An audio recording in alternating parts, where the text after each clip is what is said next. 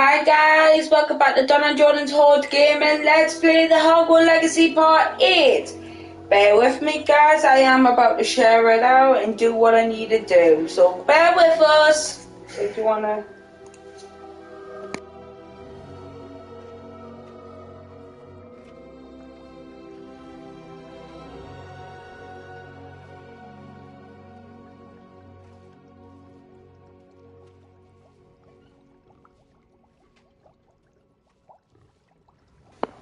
Hi Power Slave, hi Glenn.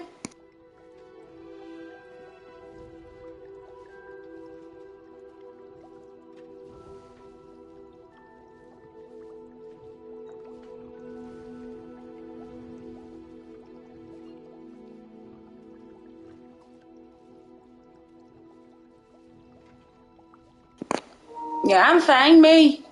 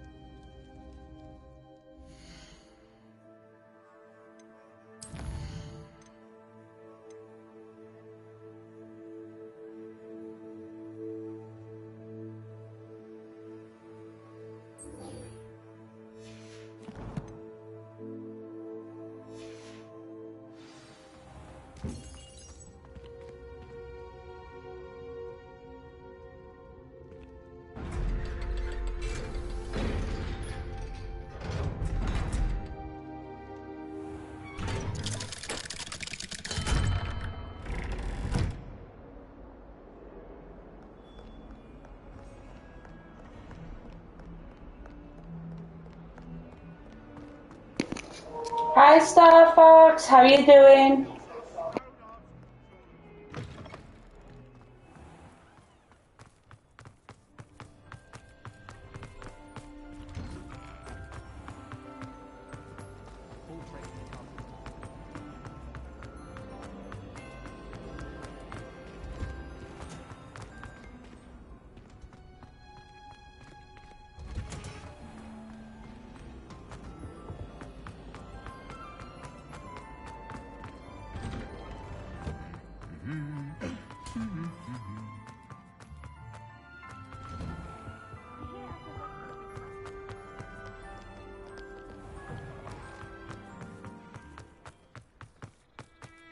The sorting hat was able.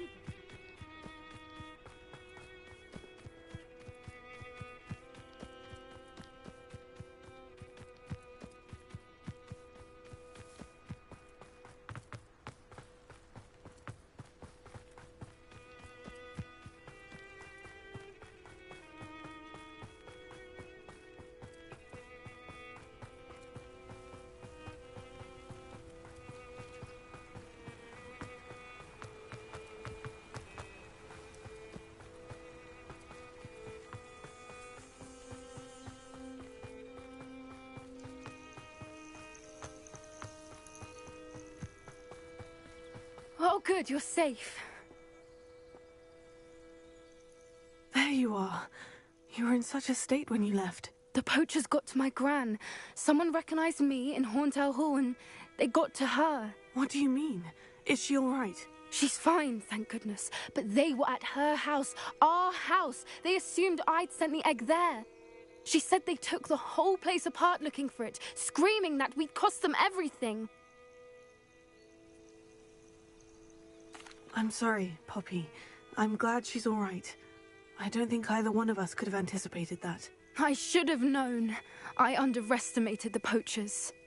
And now another creature's in danger. What do you mean?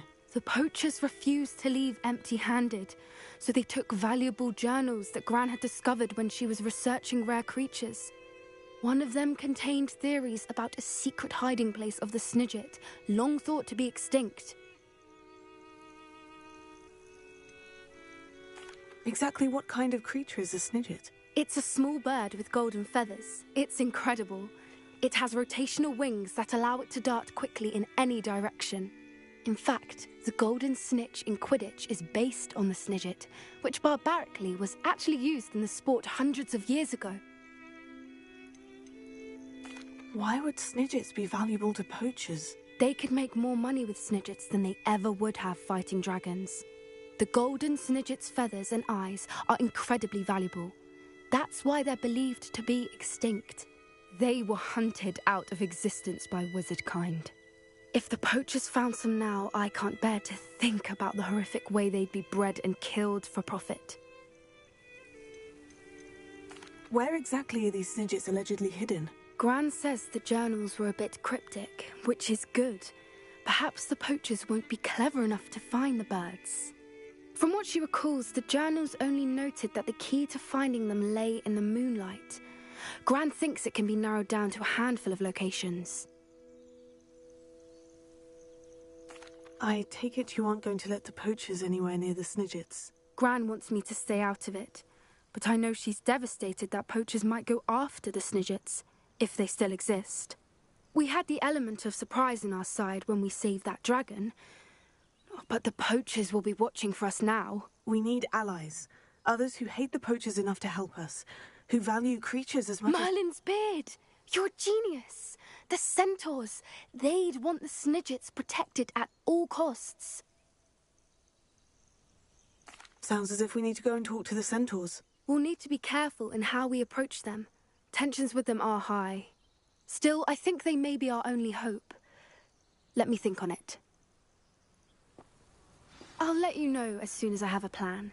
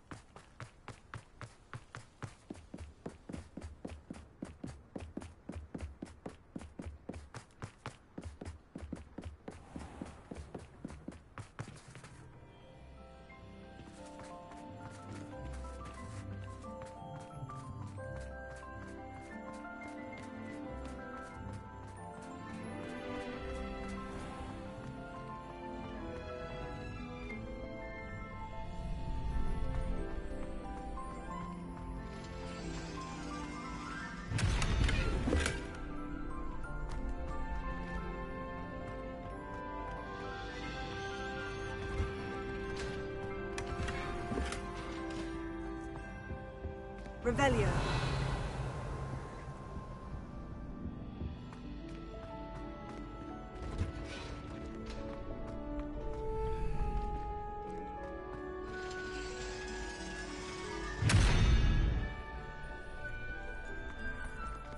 Accio.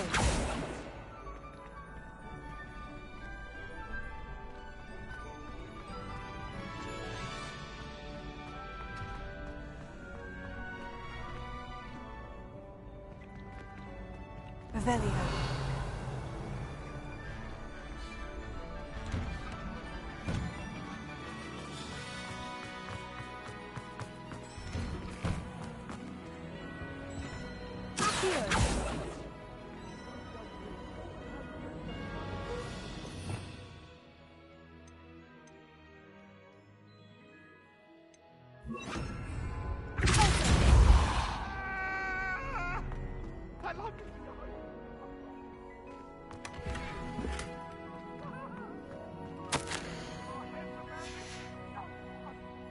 Revelio.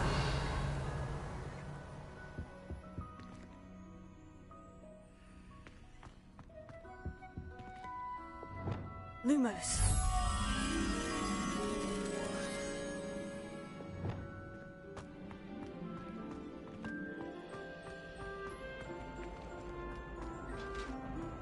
Revelio.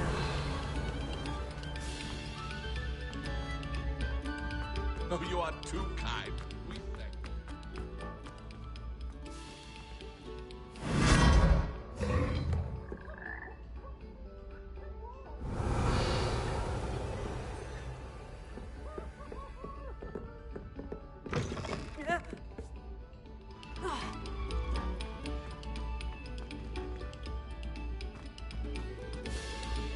Revelio. Whoever played that note needs to reconsider their profession.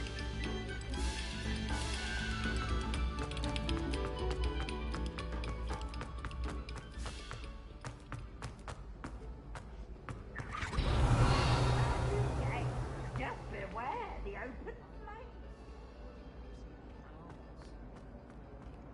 Have you seen anything?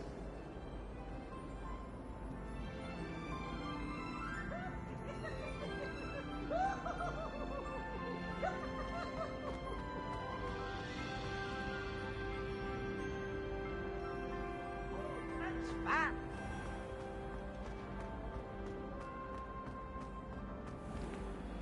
Revelio.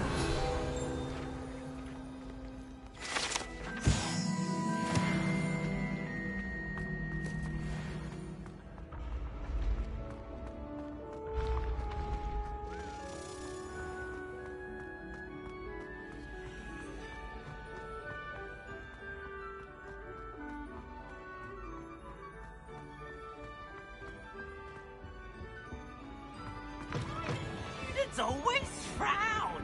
Peace to burn the castle down. Lumos.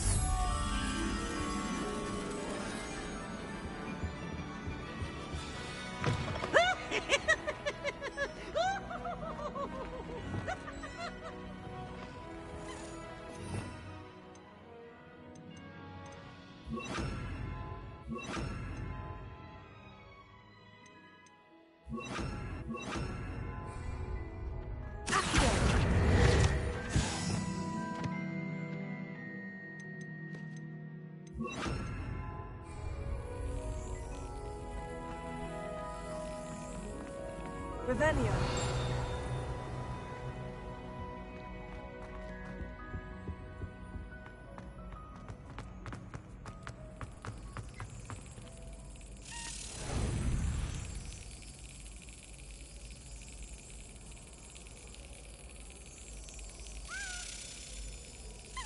Yes.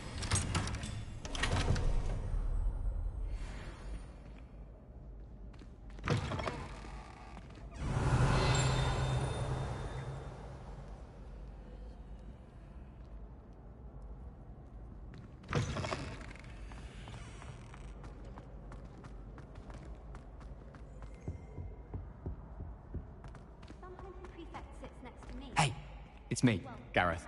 Do you have a moment? Mind you,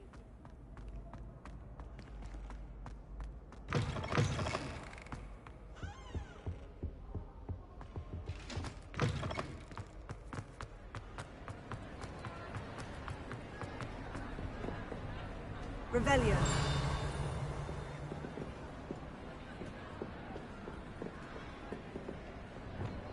Lumos.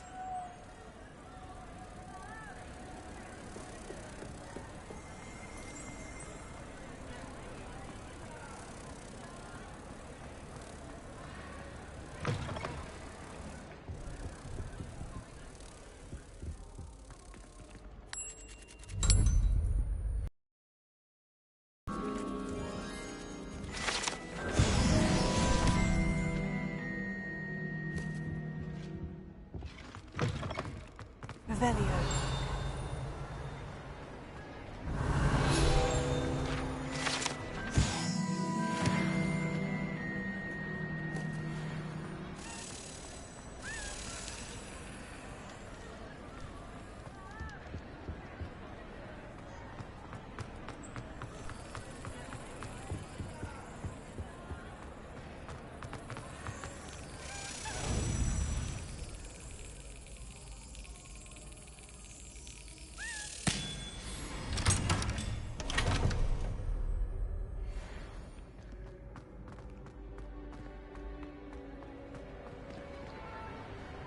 Revelio.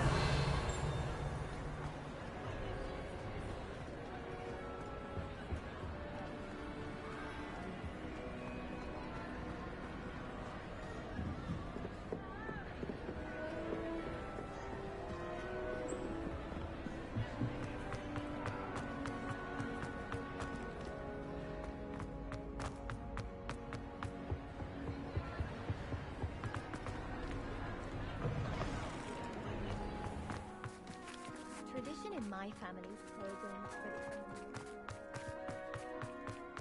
for my mother adored playing games.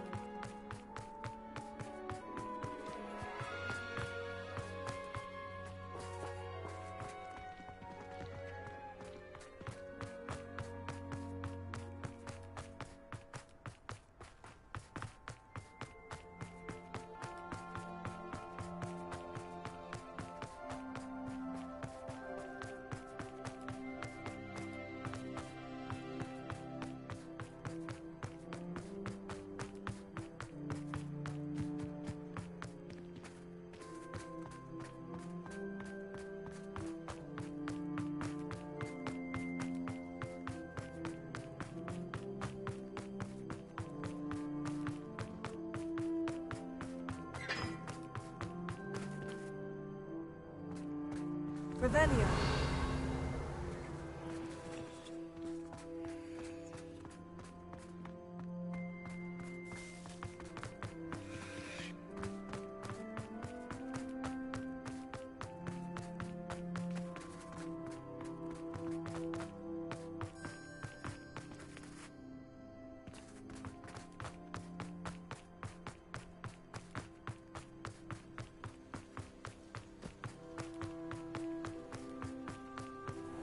Revelio.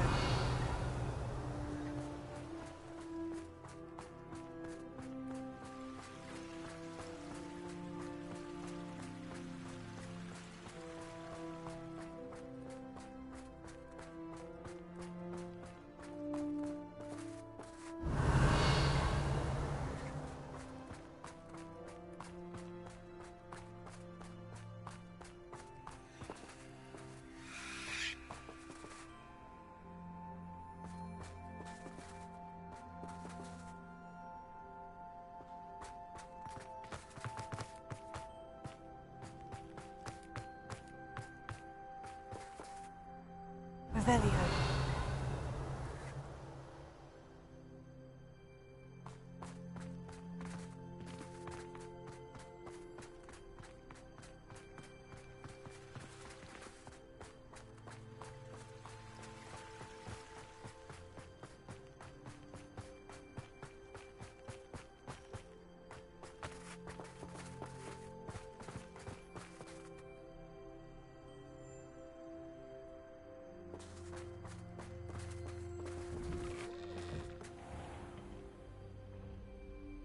Revelio.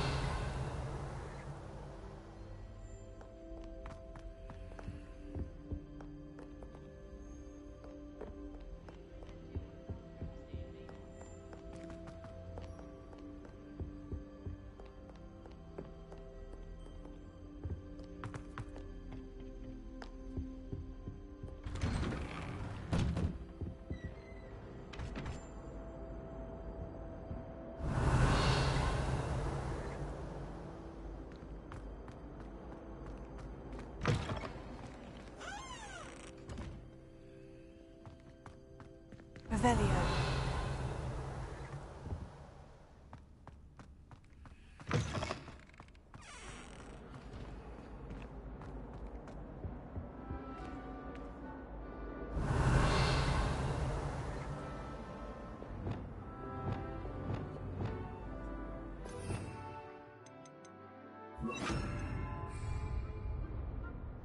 Incendio!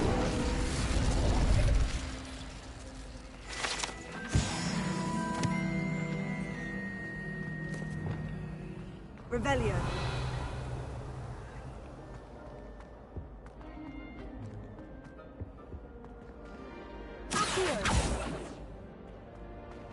Accio.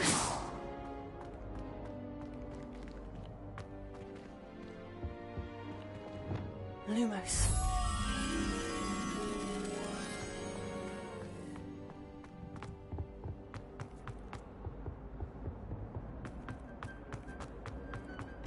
Vacation potion. I shan't tell.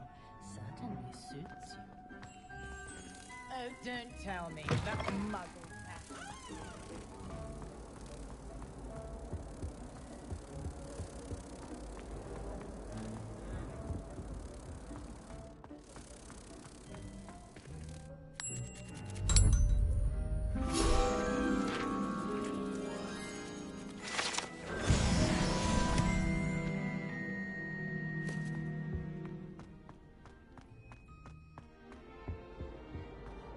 Revelio.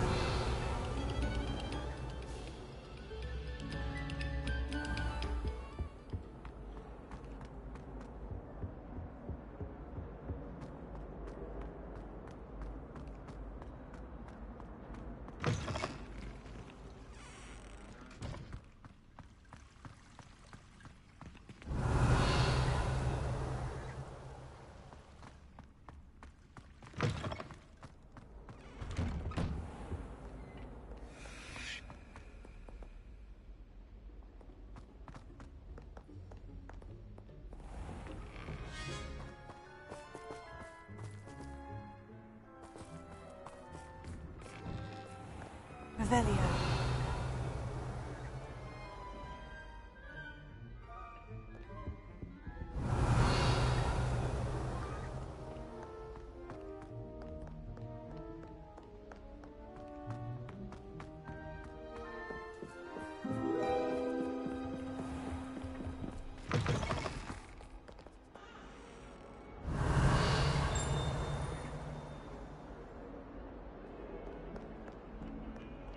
Lumos.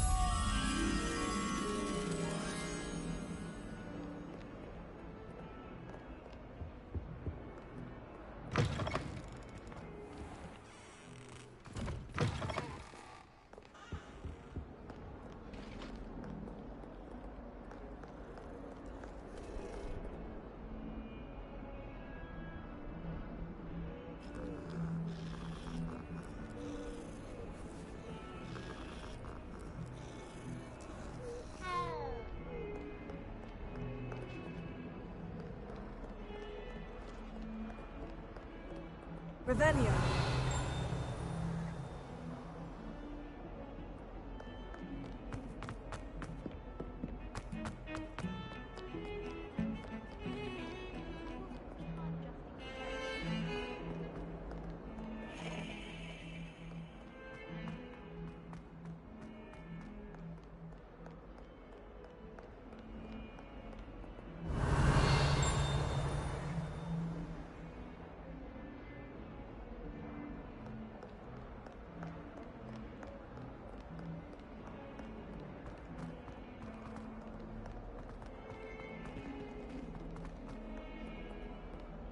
I wonder if you might be able to help me with a small,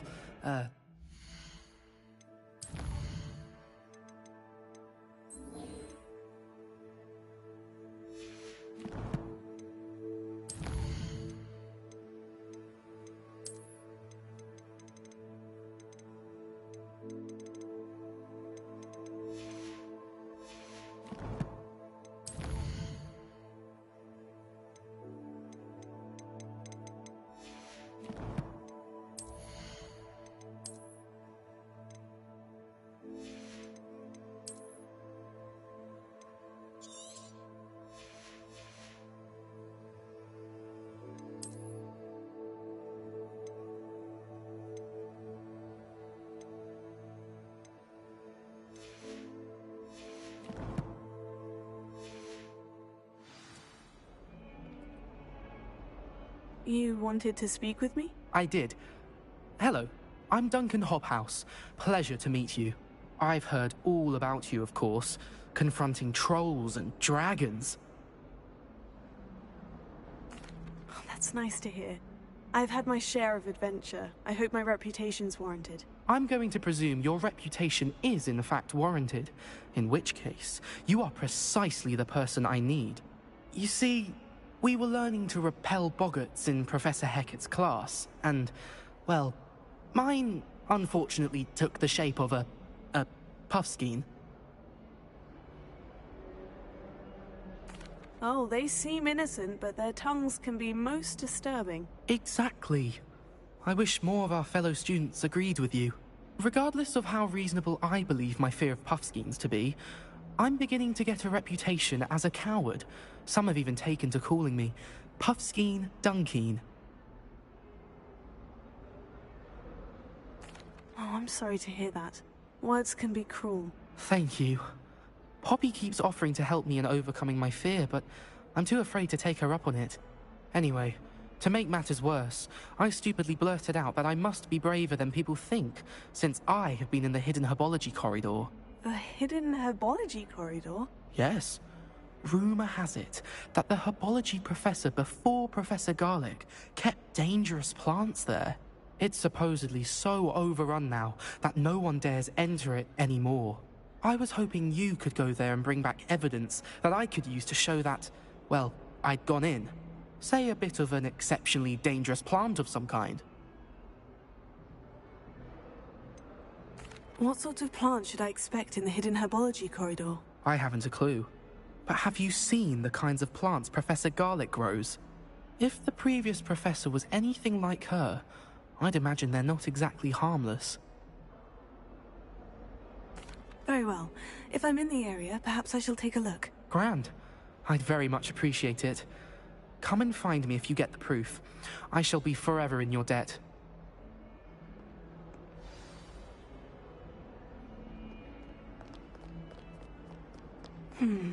Hidden herbology corridor. Sounds intriguing.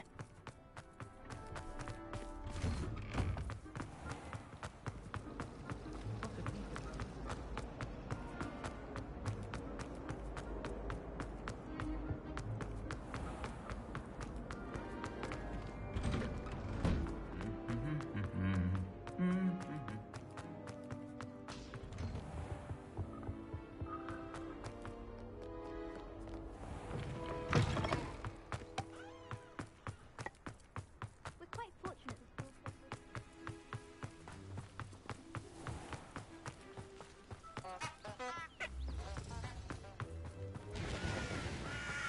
Professor Howard.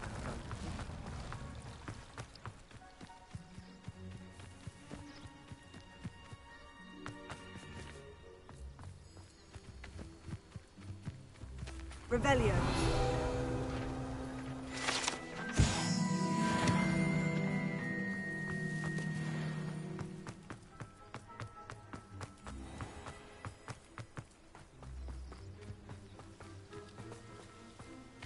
These dry vines are one spark away from becoming kindling.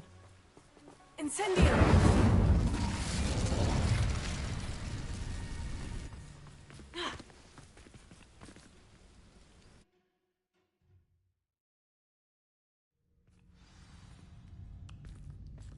This must be the entrance to the hidden herbology corridor. Hi, bro. Hi, bro. Thank you for joining. Other people are not even talking. I don't even know who's in. Lumos.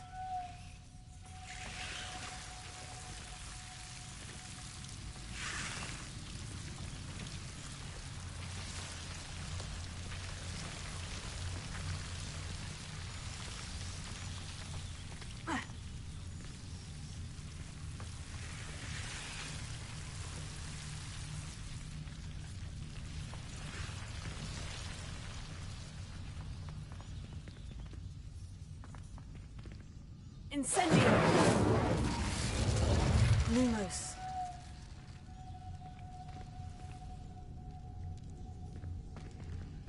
Incendio!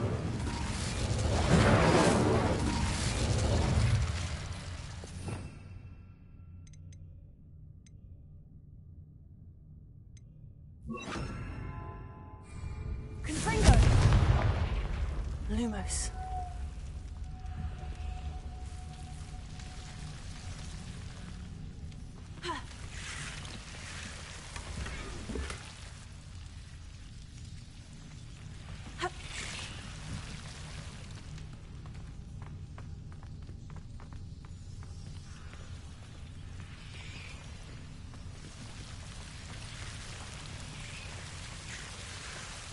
Revelio.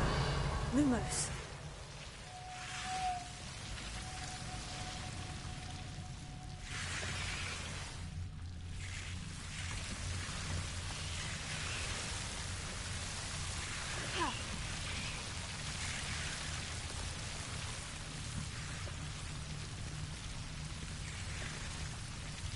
Confringo.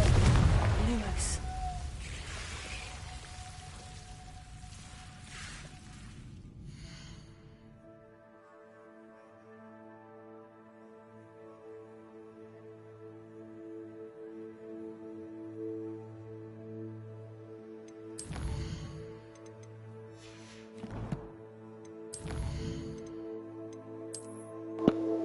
It'd be nice if we knew who was in, but I don't know who's in mine and who isn't in mine. So, yeah, the joys. We're both in the same boat, bro.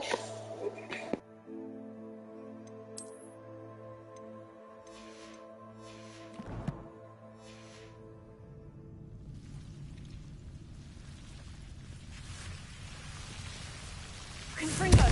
Lumos. I imagine a piece of that enormous venomous tentacula would be enough for Duncan to prove his bravery.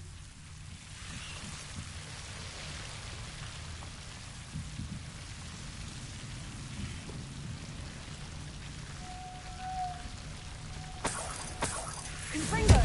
Lumos.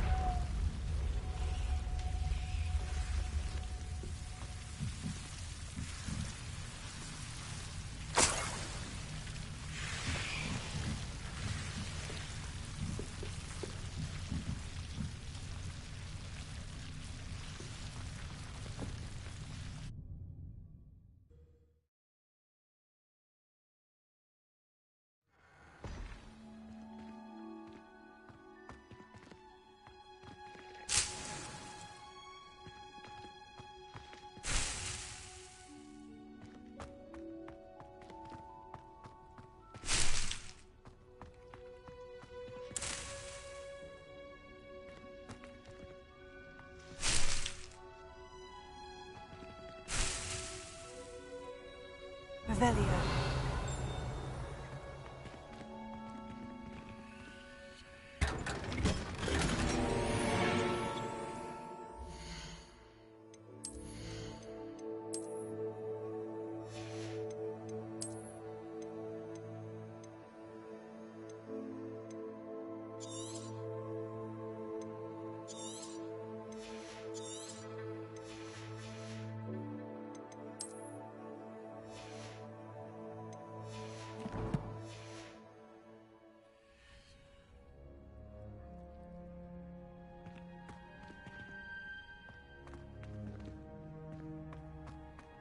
Revelio.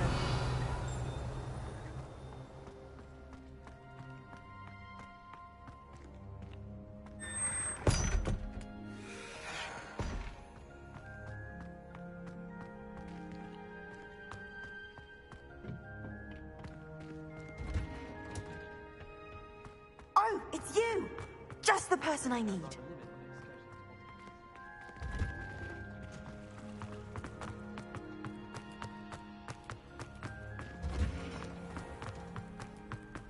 I'd like to see your play.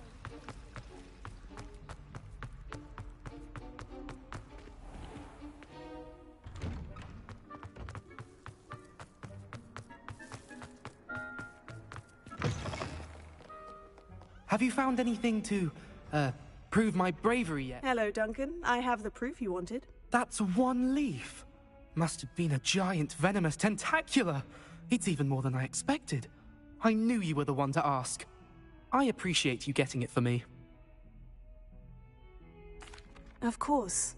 I hope this helps you prove yourself. This is sure to put an end to Puffskein Dunkeen for good when I show everyone in the common room tonight. This'll show Everett how ridiculous that nickname was. Thank you again, and have a good day. I know I will. Thank you for all of your help. No more Puffskein Dunkeen for me.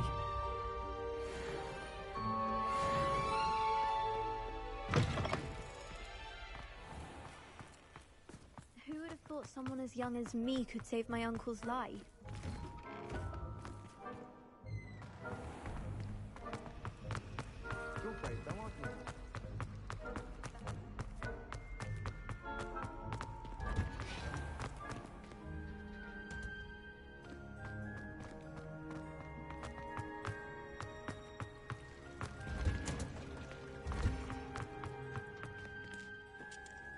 Revelio.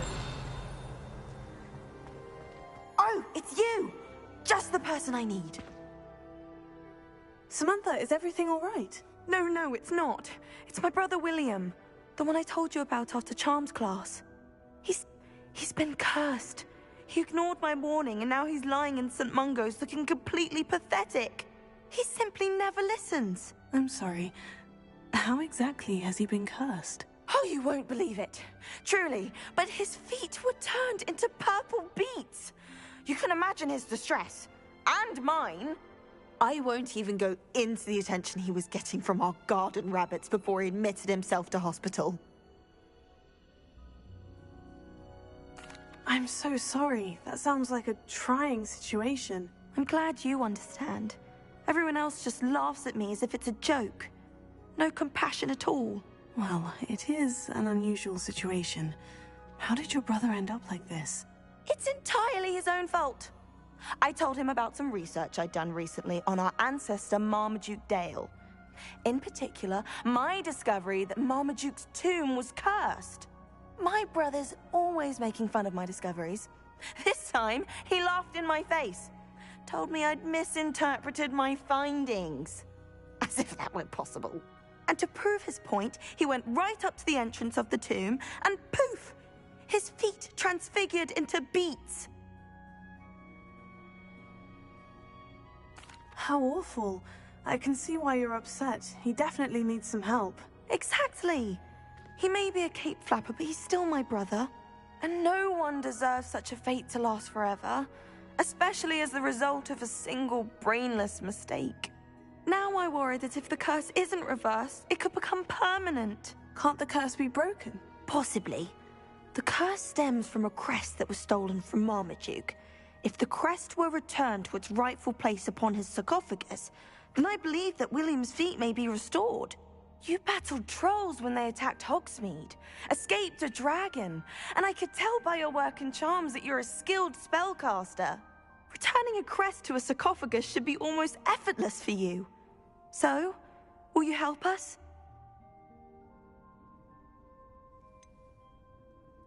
Why was Marmaduke's tomb cursed? The curse is the result of an intense sibling rivalry between Granham Dale and his younger brother Marmaduke. Marmaduke was a famed herbologist, and Granham resented the attention that he received. Sibling rivalry. Sounds as if it might run in the family. But I would never intentionally curse my brother, not like Granham did. When their mother died, Marmaduke was given the prized family crest. Granham felt that as the eldest child, he should have been given it. Years later, when Marmaduke died, Granham stole it and cursed the tomb so that none in the Dale family could ever pay their respects. How do you know it's safe? I don't want my feet to turn into beets as well. Oh, but the curse only applies to Marmaduke's descendants, as my brother so aptly demonstrated. That's why I need your help. You're unrelated to my family, so the curse wouldn't affect you.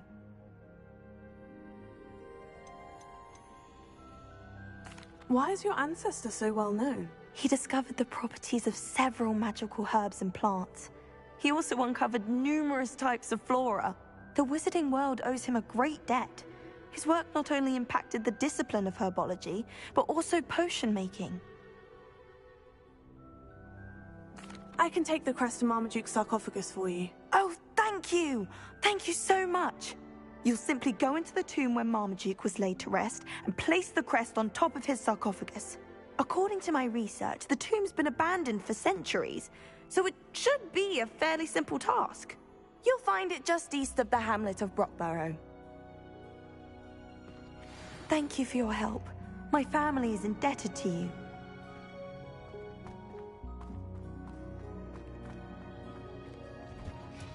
I need to find the tomb near Brockborough and place Samantha's family crest on a sarcophagus there.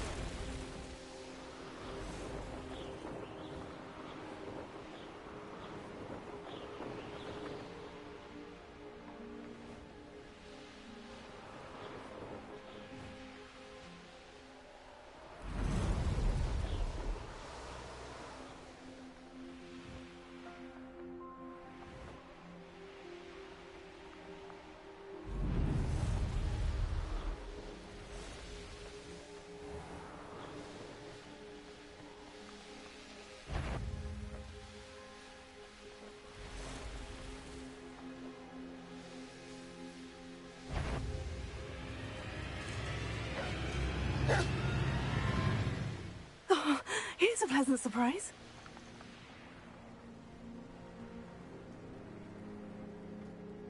Wonder if I'm safe to explore in there.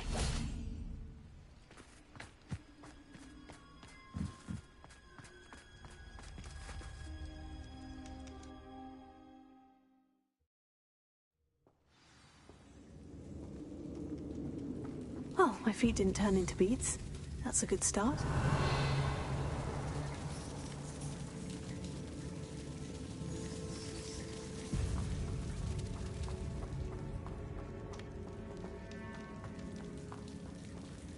Revelio.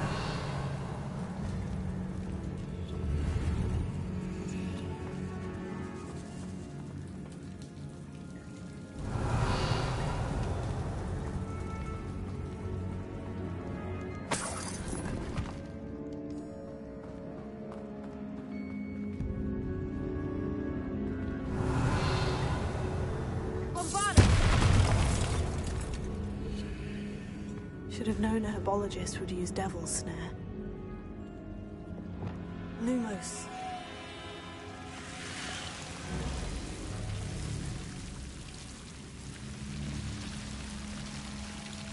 Ah! A troll? You can't be serious.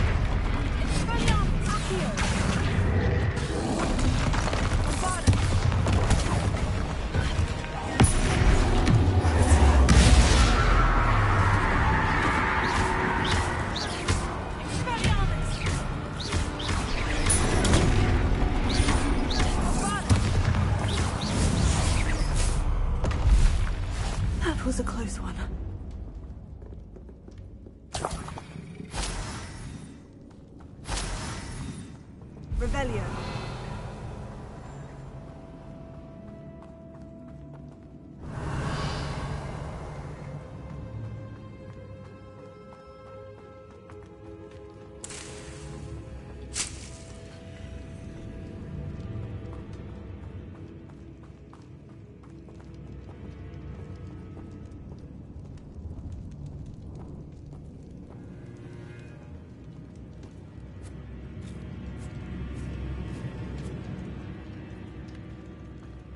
A sarcophagus. This must be Marmaduke. That should reverse the curse. Hopefully.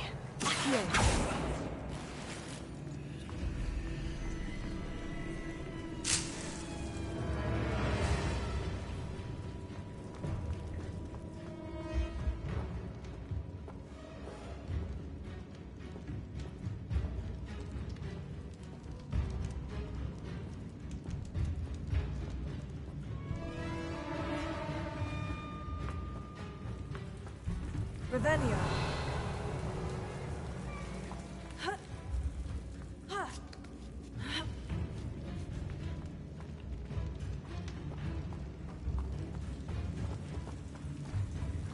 Well, Marmaduke certainly left behind more than plants.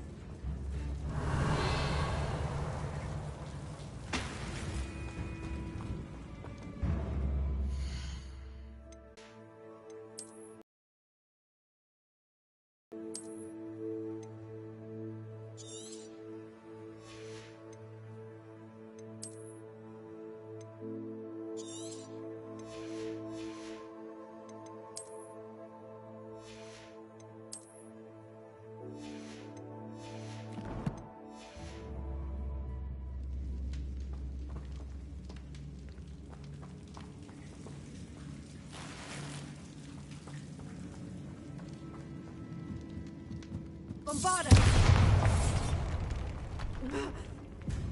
Revelio.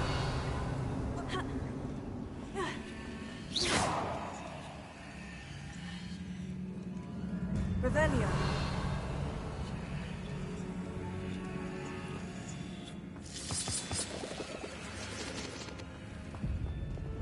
Lumos. Confringo. Revelio.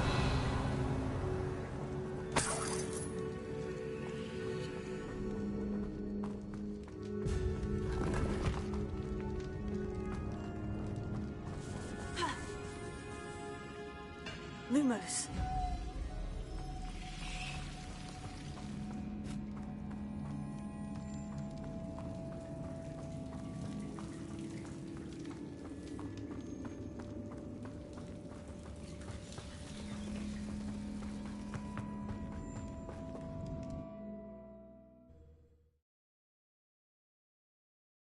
Samantha will be glad to hear that the crest has been returned. I certainly hope it reverses the curse.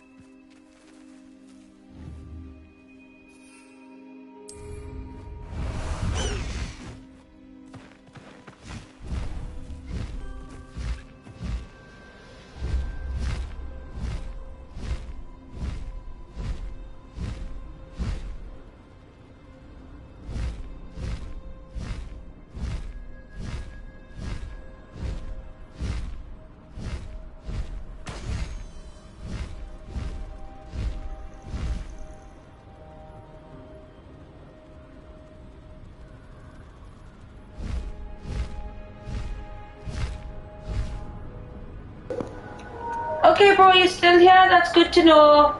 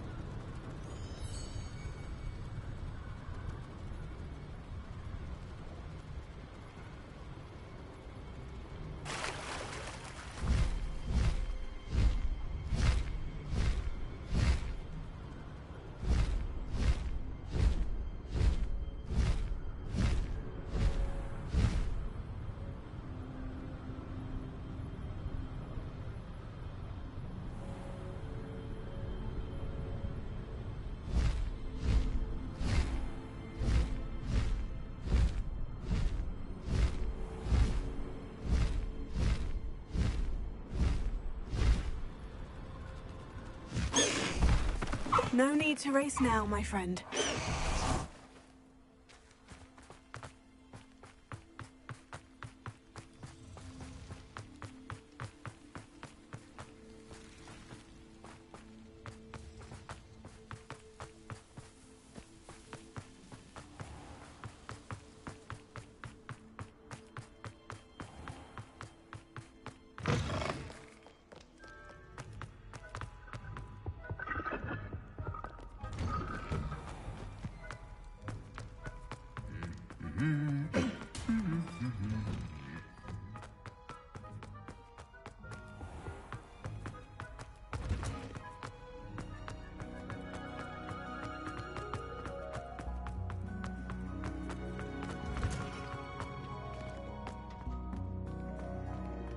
What are you up to now?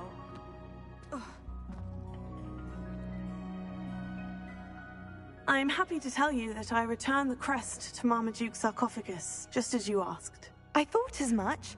I received word from St. Mungo's that my brother's feet are back to normal. No more beats. Oh, I cannot thank you enough. It wasn't too much trouble, I hope. Just a measly old troll, nothing significant. A troll? Oh dear, I'm so sorry. That's awful. No one has been in that tomb for centuries. But I can't say I'm surprised. Marmaduke seems to have been full of surprises. Indeed he was. Well, I suppose I should be going. I'm anxious to see my brother, who must be elated to have his feet back. Of course, I certainly would be. William and I are forever in your debt. Thank you again for what you did.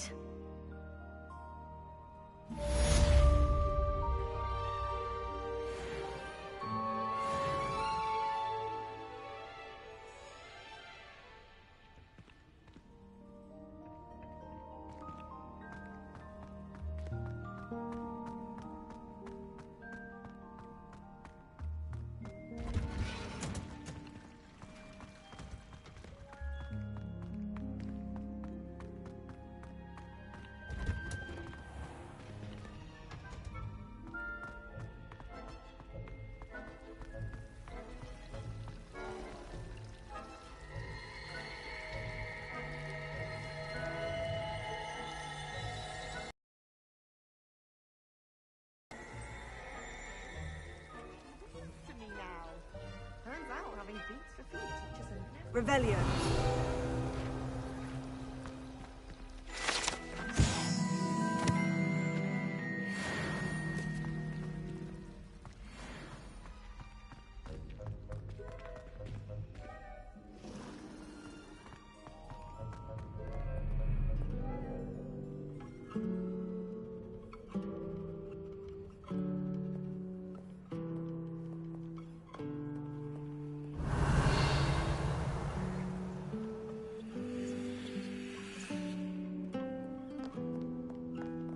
Revelio.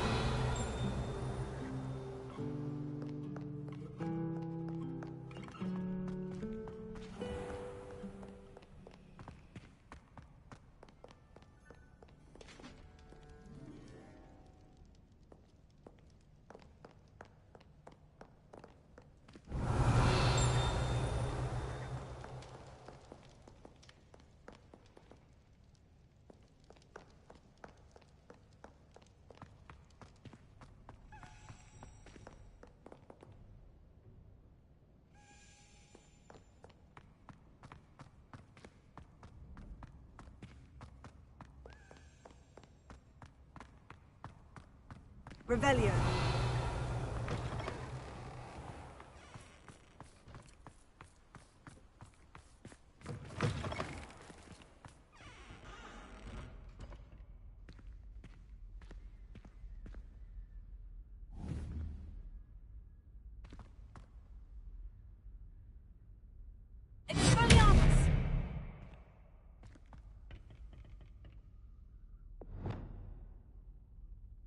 Lumos.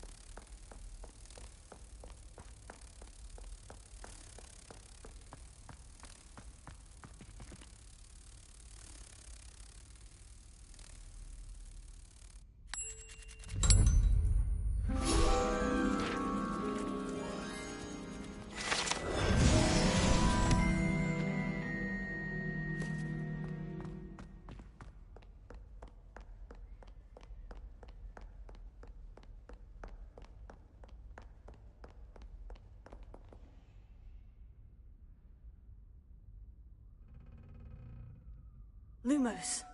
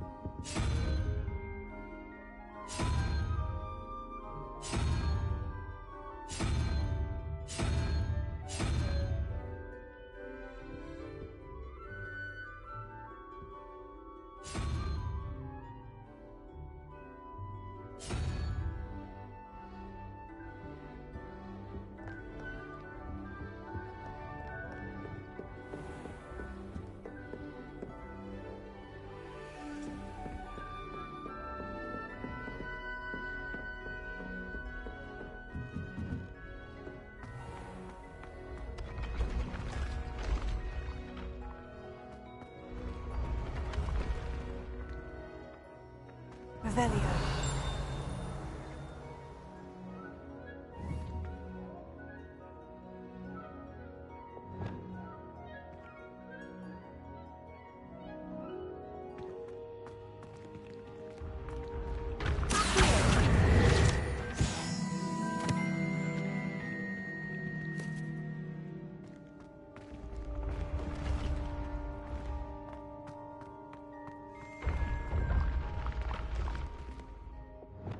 Lumos.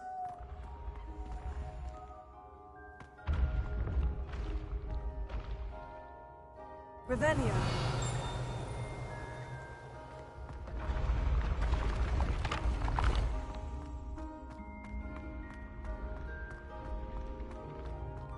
Lumos.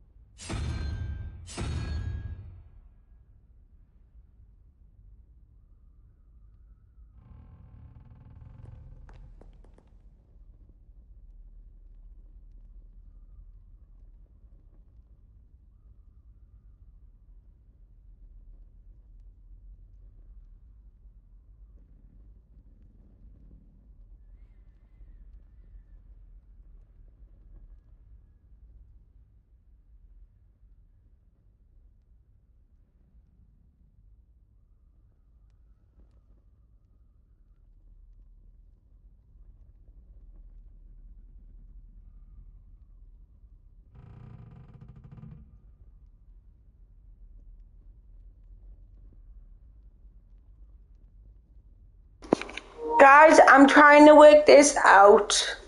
Okay, so I'm trying to use a calculator, so just bear with us. It's not classed as cheating, it's just I'm not good with maths. Alright?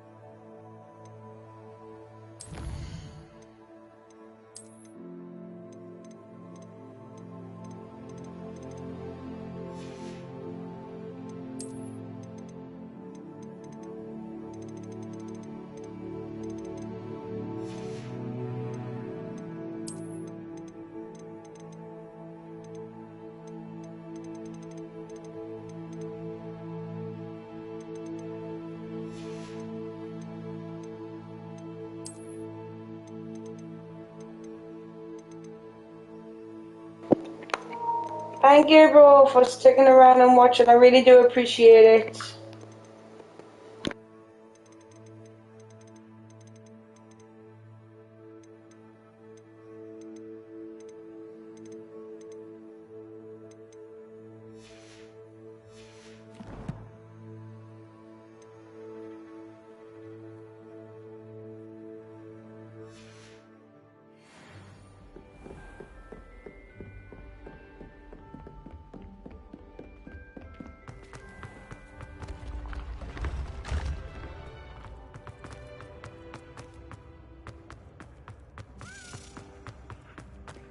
Revelio.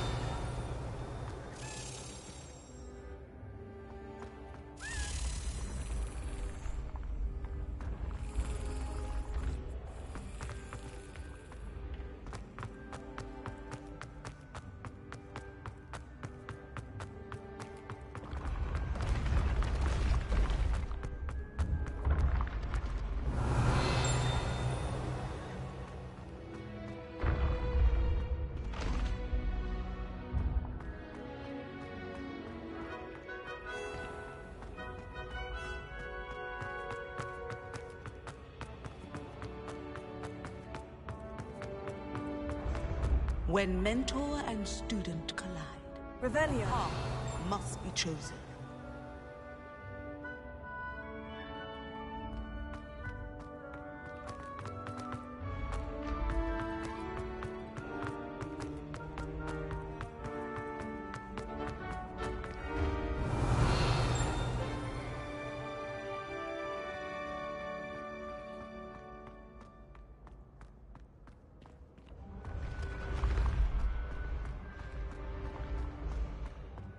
Revelio.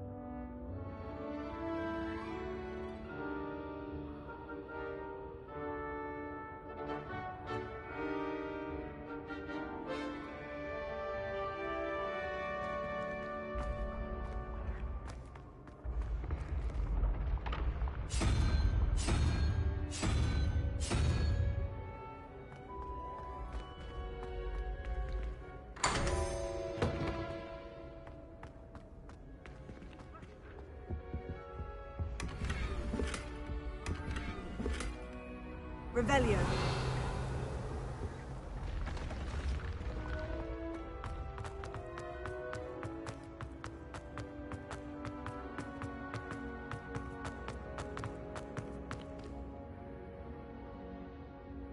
Confringo.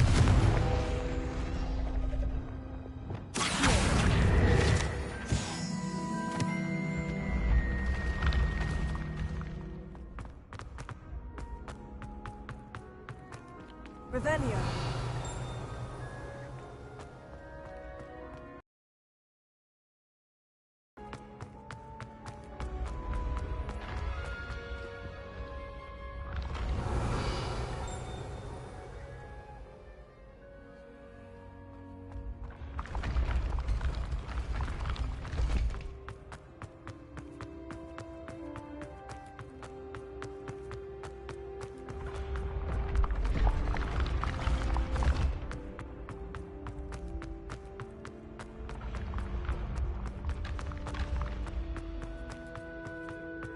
Revelio.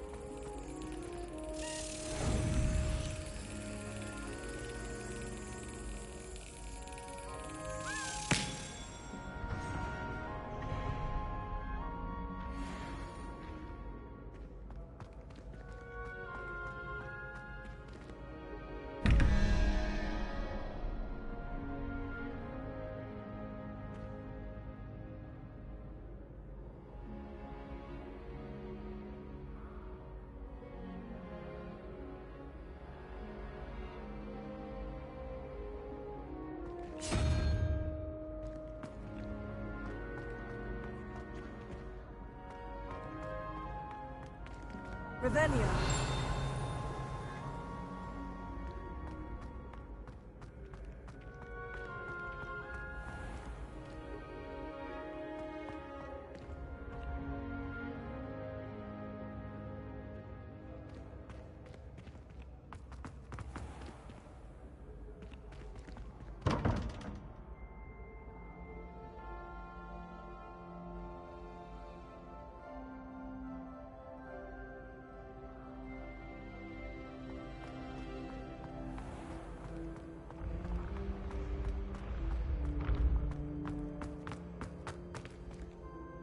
Revelio.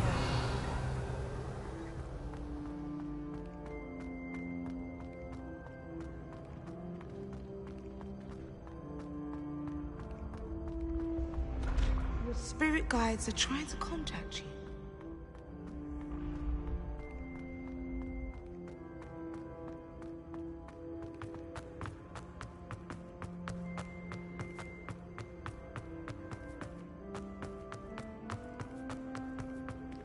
Revelio.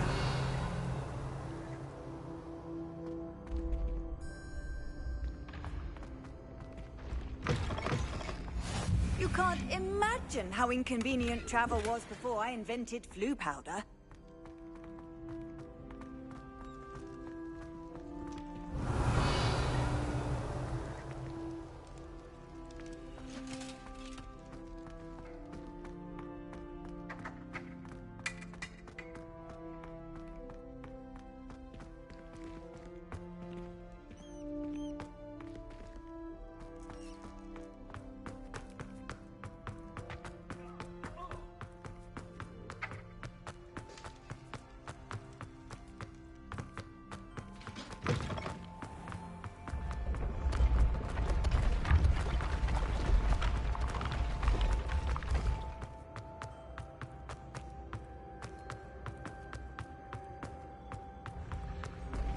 When what was lost has been found, the brothers' betrayal will turn.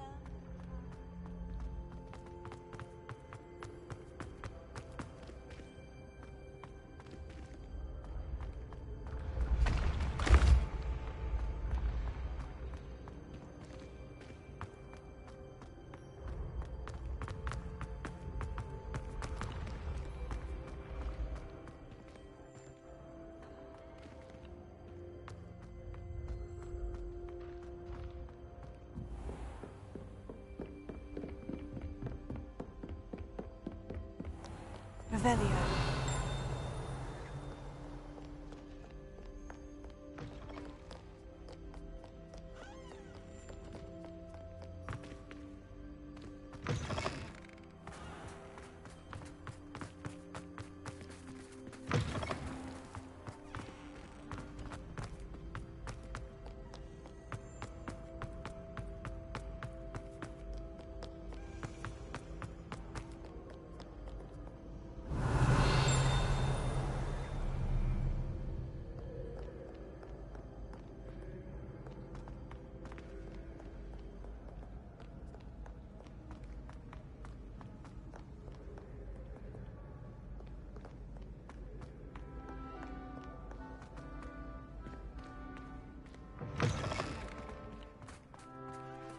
Revelio.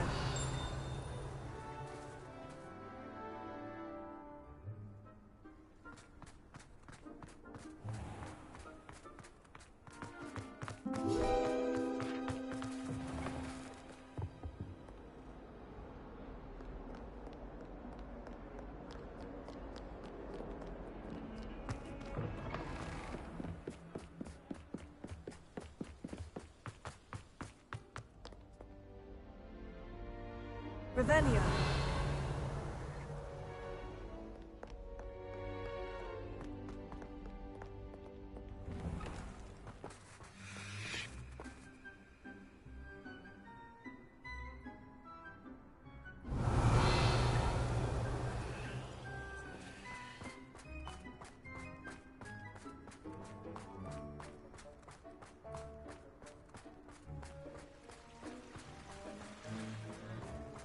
Revelio.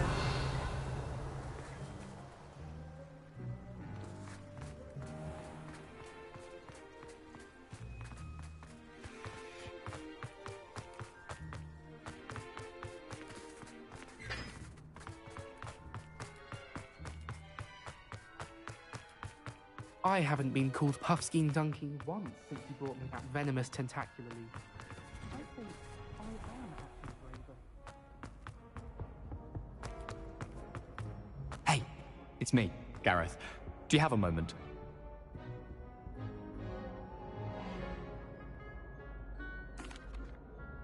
That was an interesting class. Thanks to you. Wasn't precisely what I had in mind, but it was still brilliant. I appreciate your help. I hope Sharp wasn't too disagreeable when you handed in your potion. Heard him talking about taking responsibility.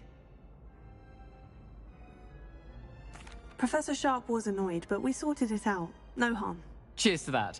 He probably had a good chuckle after we left. Sharp may seem gruff, but I'd bet a few galleons he blew up a potion or two in his day. Best be off. Next time we talk, I promise, fewer explosions.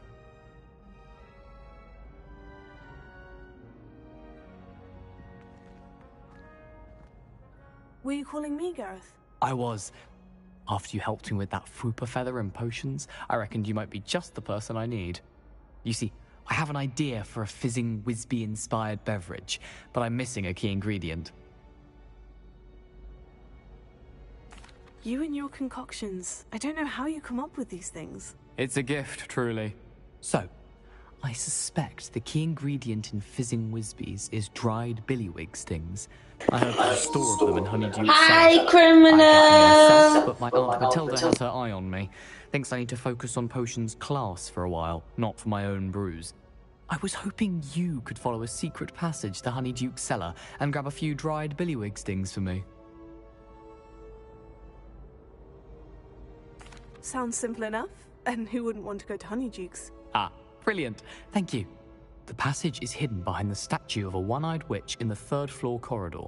Just tap it with your wand and say, Descendium.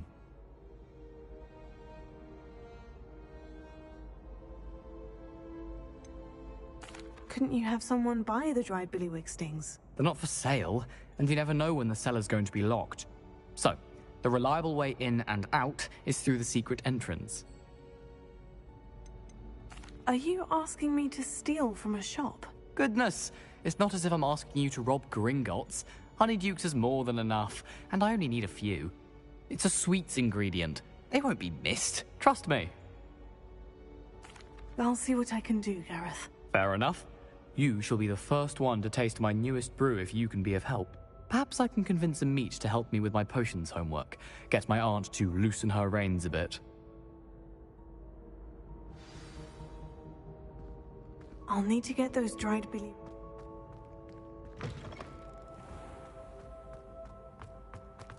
A one-eyed witch statue shouldn't be too hard to find. Revelio. This looks like the right statue. Now, what was the password?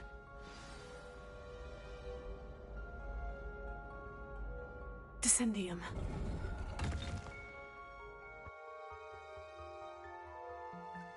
Goodness. Who knew this was all down here? Revelio.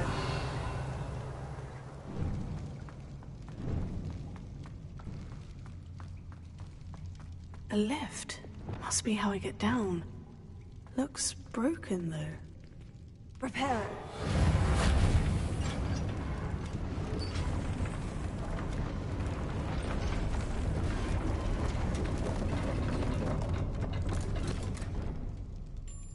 That seems to have done the trick.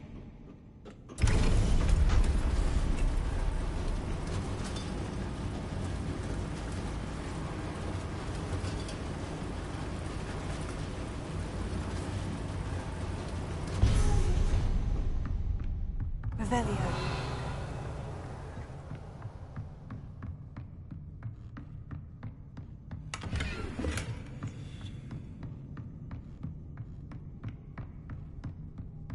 This castle will never cease to surprise me.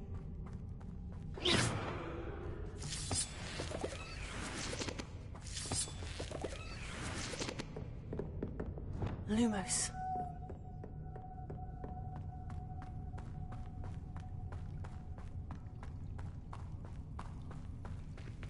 Repair it.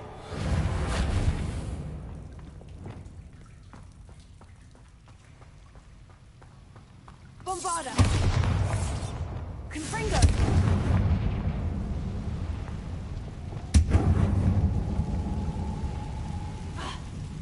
Revelio.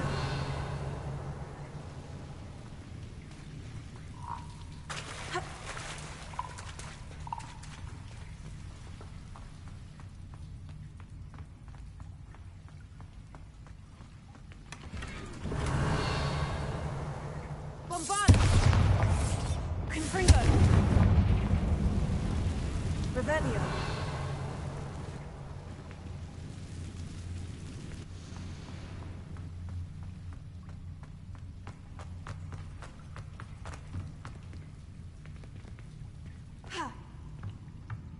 I'm trapped. How am I supposed to get out of here?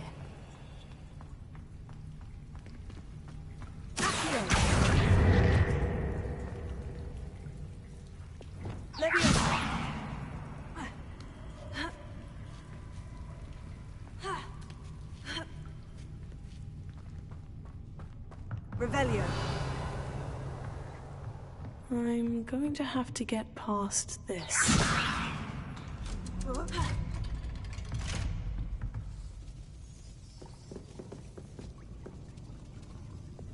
Repair it.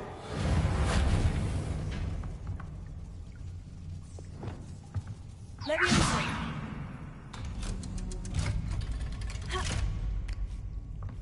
Revelio.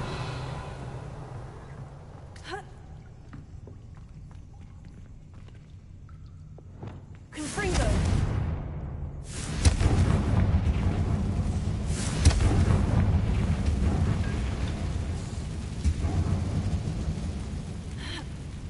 One more to go and I'll make it across.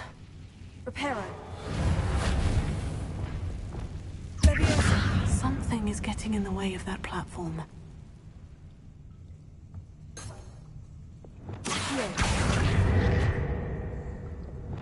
Leviosa.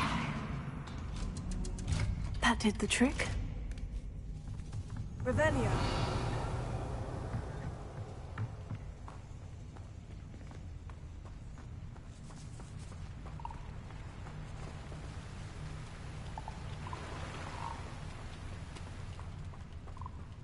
This must be the way out. I need to find a way to open that gate. Confringo. Lumos. Something smells sweet. Must be close to Honeydukes.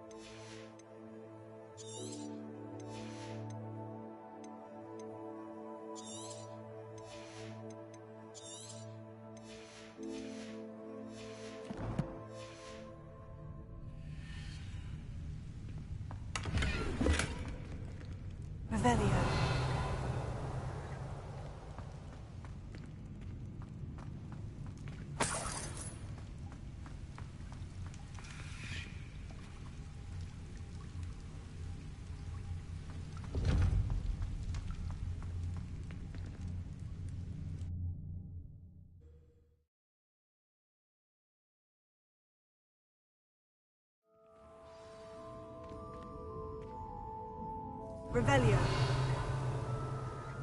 Honeydukes. I can smell the chocolate. Now, where would I find the dried billywig stings for Gareth?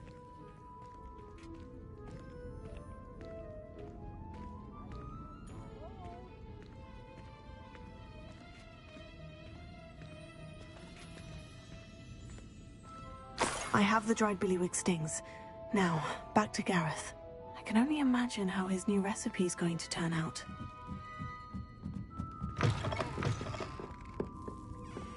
Revelio.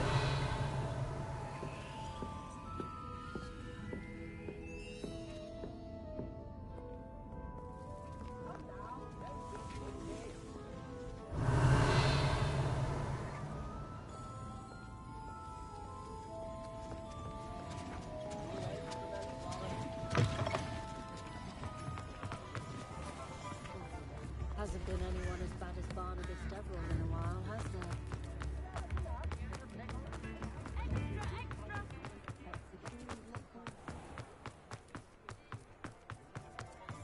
He'll see it was a mistake, parting ways with me. Revelio.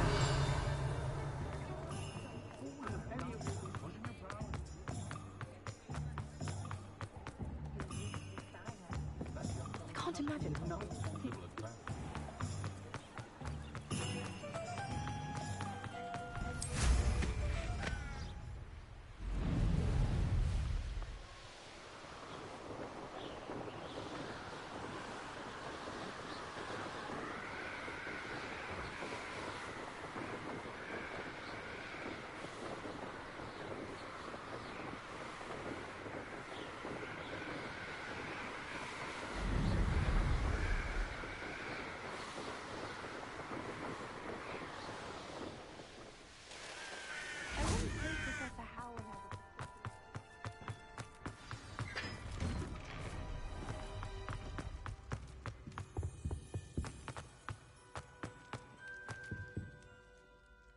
Hello, Gareth. I have those dried billywig stings. You got them! Incredible.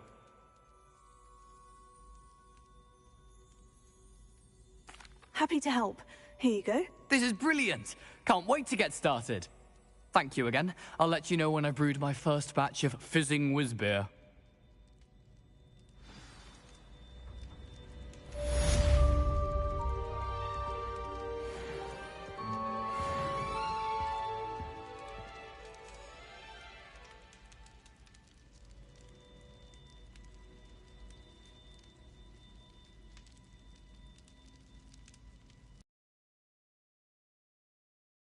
Mr. Ghost UK. I heard you did quite well in Brattleby's dueling club.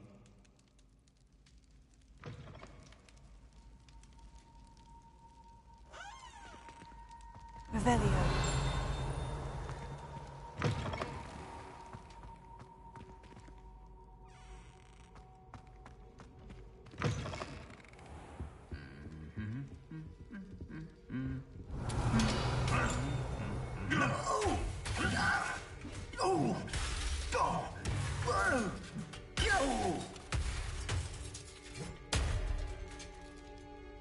Prepare it.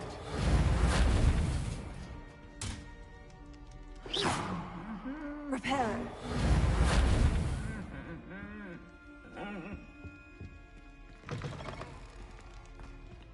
Revelio.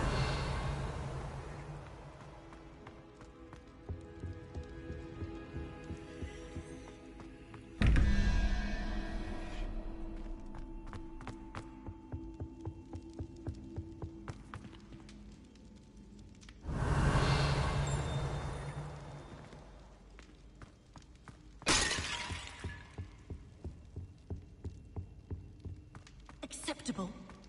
Acceptable? It's transfiguration? No child of mine should...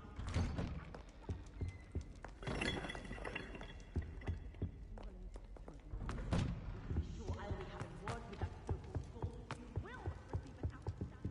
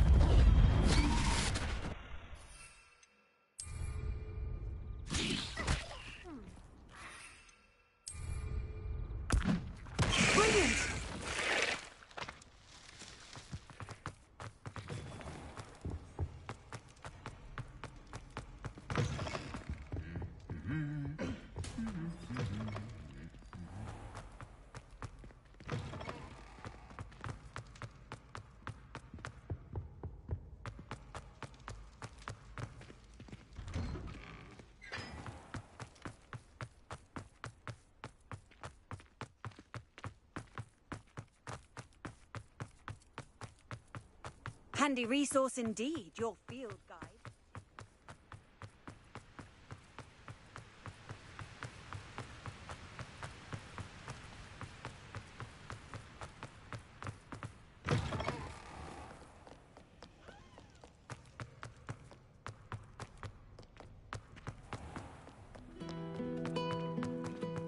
I find if I try to look at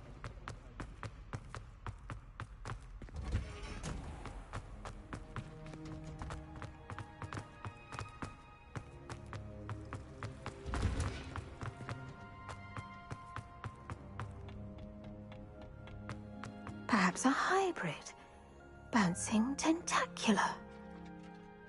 I finished the activities you assigned me, Professor Garlic. Wonderful. I hope you gained a greater appreciation for the flora in our lives. I am forever enraptured by it. Spent hours pruning my self-fertilizing shrubs and flutterby bushes. Didn't realize how long I'd been at it until the sun began to set. Well, if there's one thing I love to see more than my plants thriving, it's one of my students doing the same. Now, ready to learn flipendo? Chin up, keep a light grip, and it's all in the wrist. Let's see you give it a go. You will want to focus with this spell. Nothing as mortifying as knocking back a colleague when all you wanted to do was move a few pots.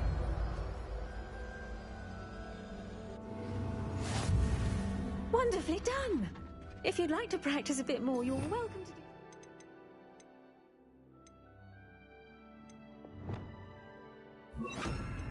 In the greenhouse, just look at that. You're a natural.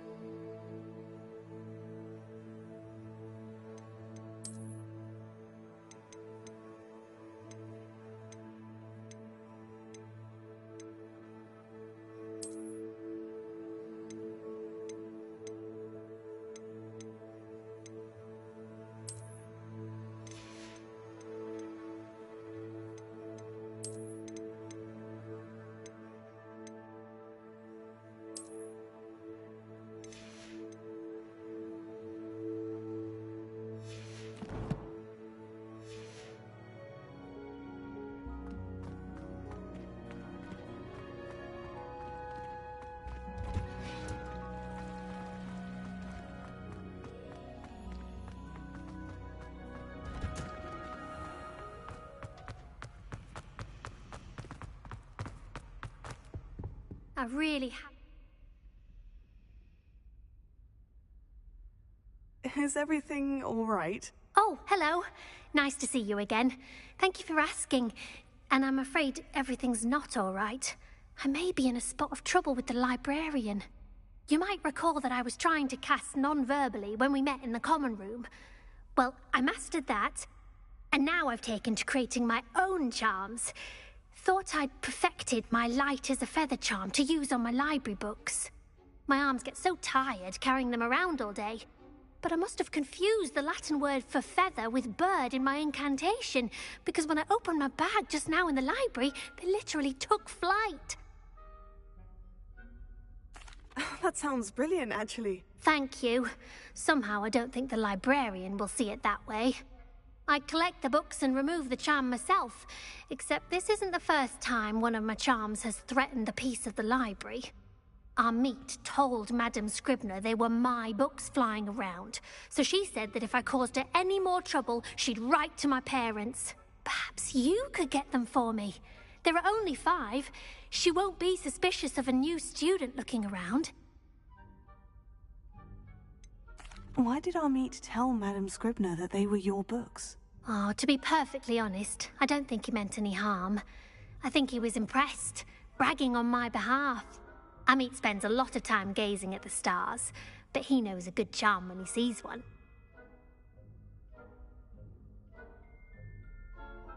I suppose I could help if I have the time.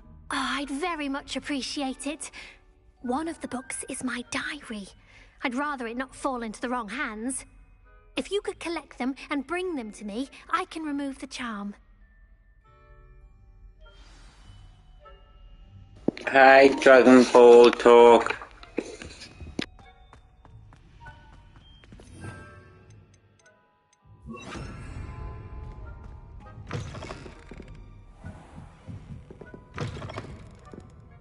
I'm going to have to use Accio to get to those books. Accio! Got it. Only 4 more to go.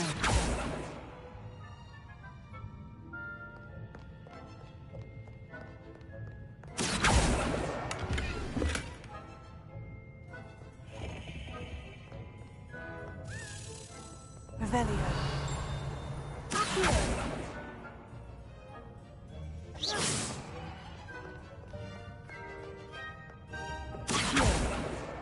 This must be Cressida's diary.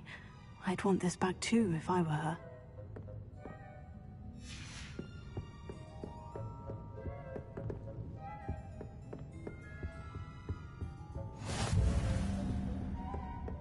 Revelio.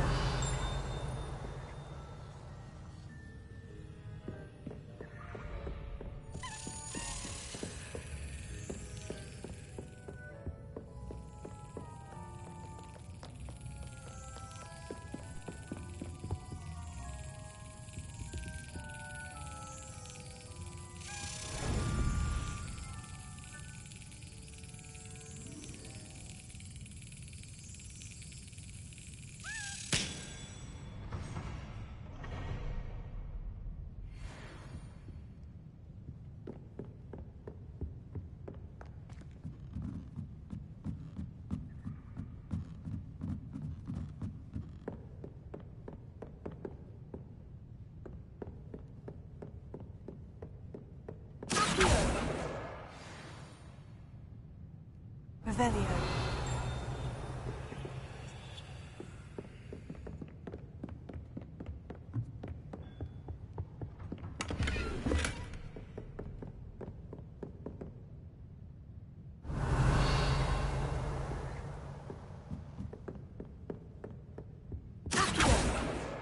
That's the last book. Now to take them back to Cressida.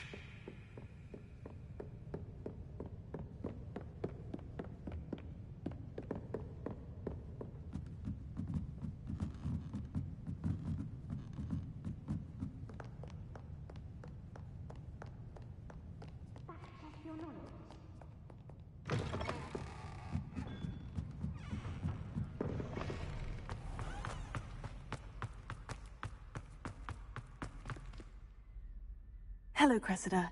I collected your books, including your diary. Oh, what a relief. Thank you. I'll happily take the heavy lot off your hands now. Here you are. Well, lesson learned. I certainly won't be practicing any charms in the library again anytime soon. Now, to work out where I went wrong. Perhaps I should start brushing up on my Latin. Thank goodness some people are trustworthy. Certainly wouldn't want anyone but me reading my diary.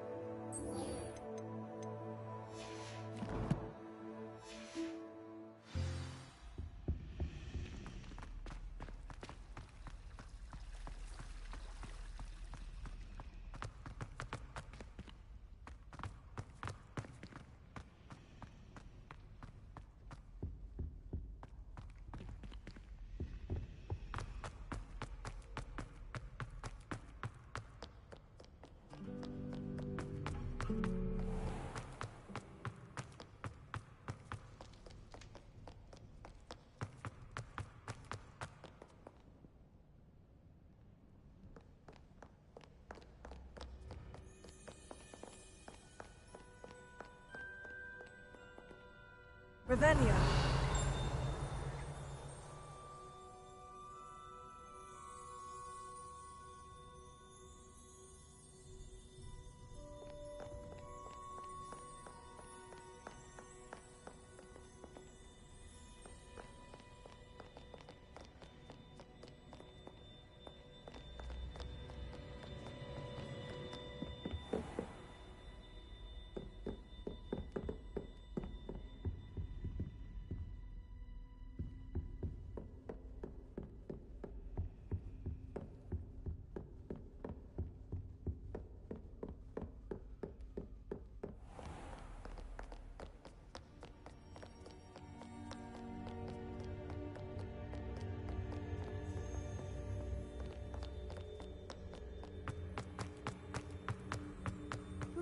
Romance at all? You and I, we are the sum of poems. Revelio. News of 1,000 rhymes.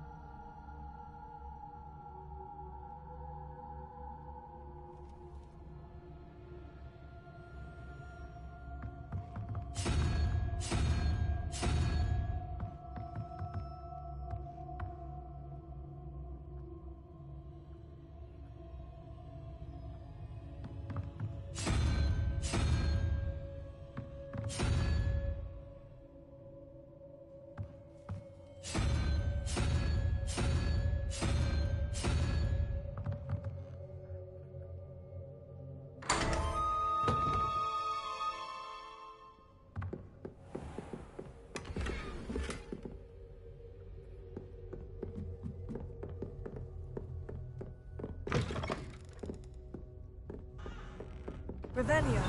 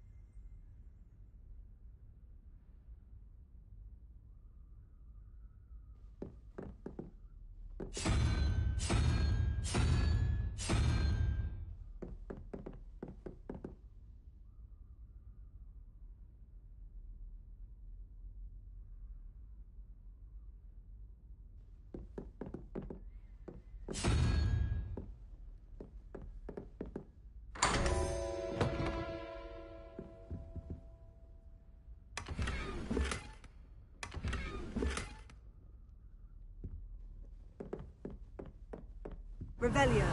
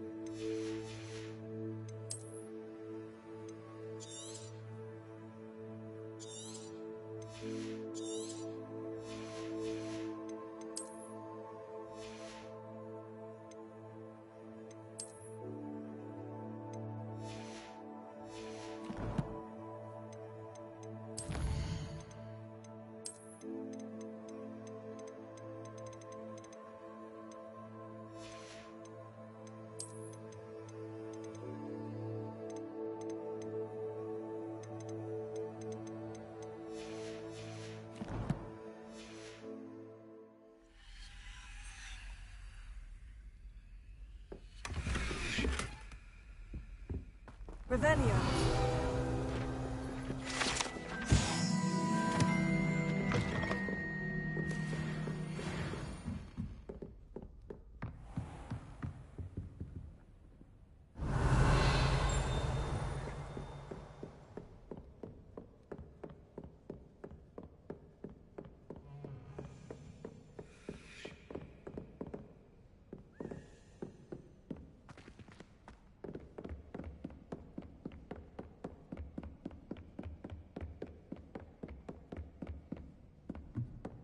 How nice to see you, my young friend.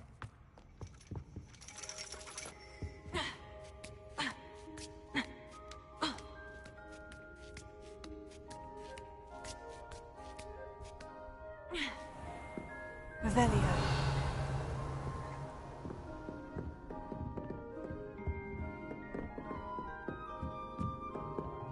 Mine now, demiguise.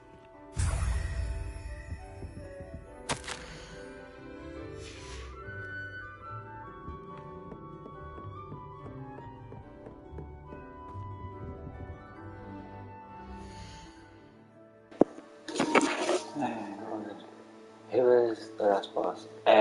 I don't know who the last boss is because I'm not there yet. I am getting there, don't forget to go yet.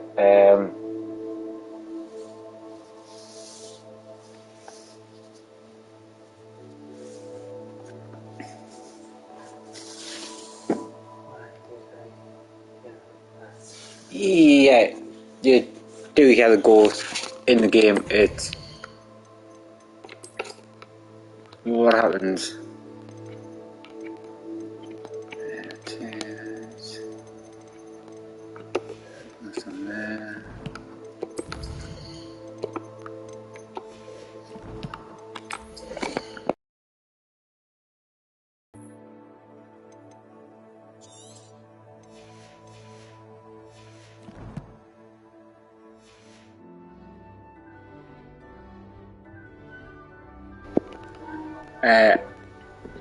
I don't think so.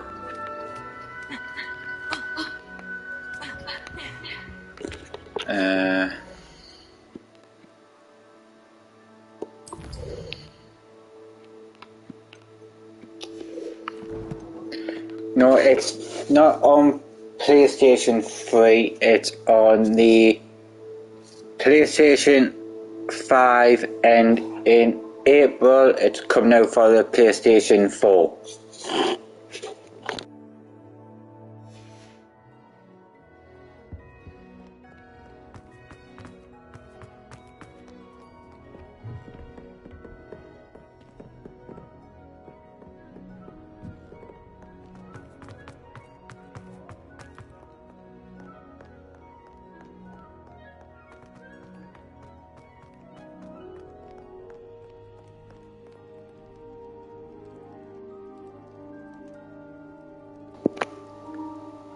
I am so sorry that you have drunk, but I'm so sorry you lost them, but it is unfortunately only for PlayStation 4 and 5.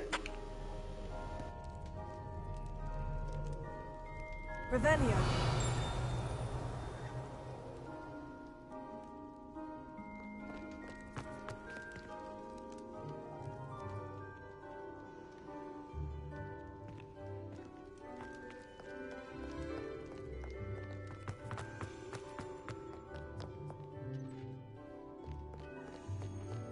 Stand back, you knaves!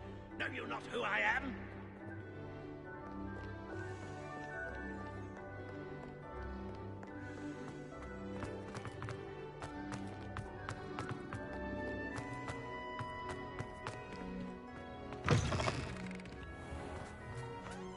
Revelio.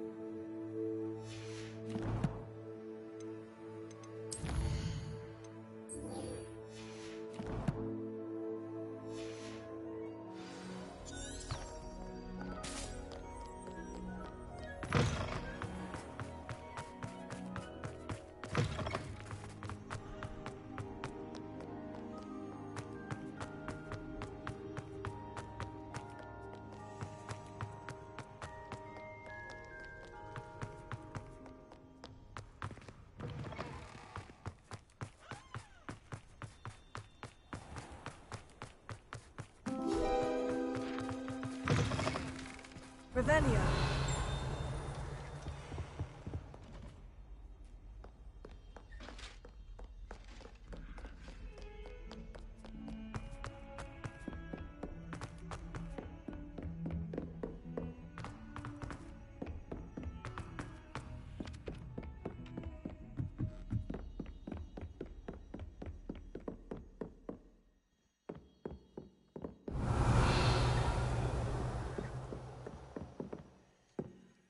Alohomora.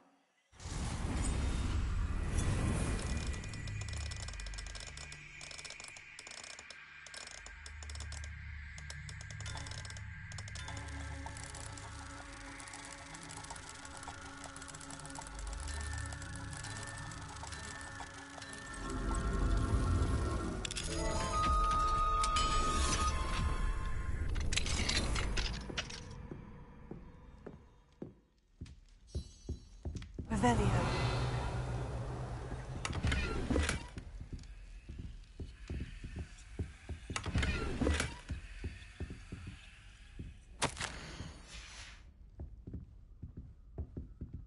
Alohomora.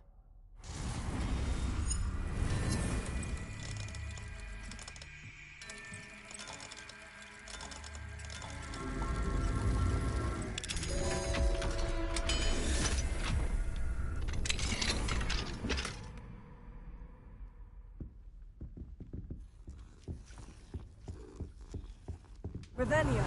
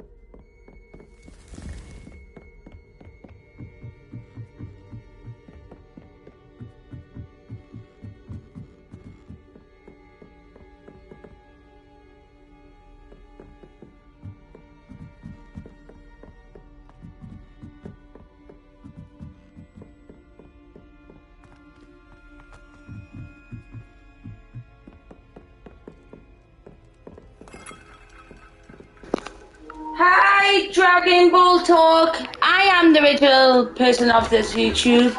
Obviously, you've just been speaking to my husband. We do have Shadow Warrior on console, so I will do a playlist, but you have to promise me that you will check it out, because I'm not just doing a playlist for the fucking fun of it.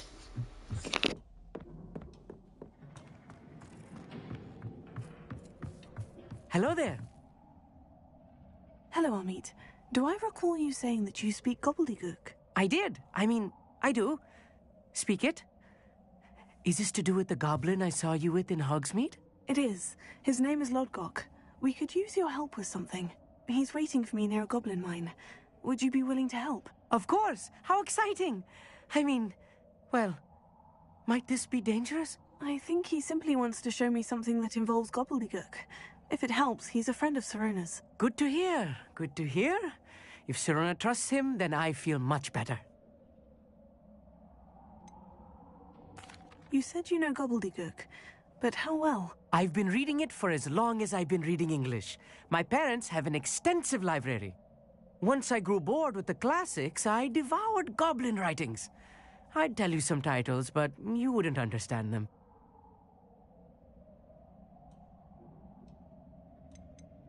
Have you ever spoken directly to a goblin? Unbelievably, no. I'm so looking forward to it. Actually conversing in gobbledygook with a native speaker. Cannot wait to confirm subtle bits of pronunciation and tone that may have eluded me, being self-taught and all. Lodgok is waiting. Shall we go? Of course. I just want to check the pronunciation of a couple of key terms first. So I will meet you there. Revelio.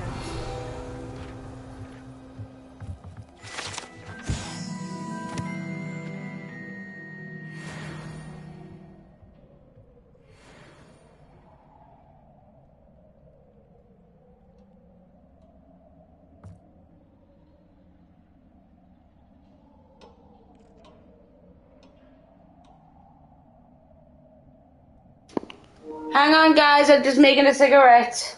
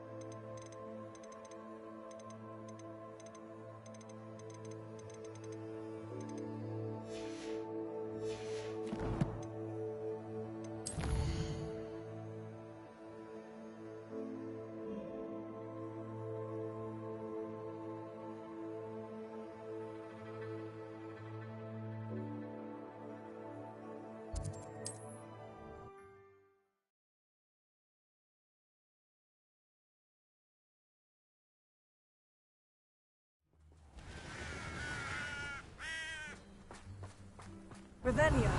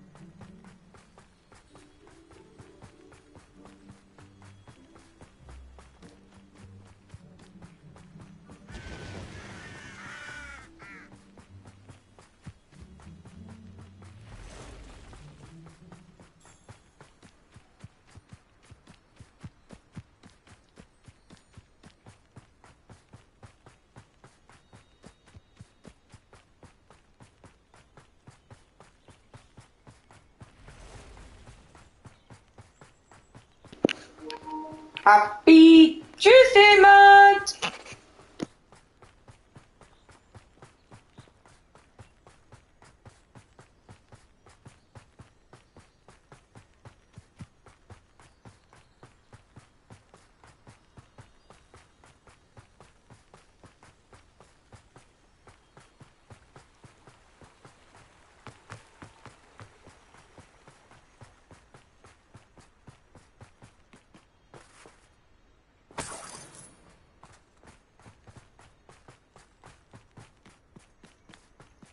Abandoned long ago, no doubt.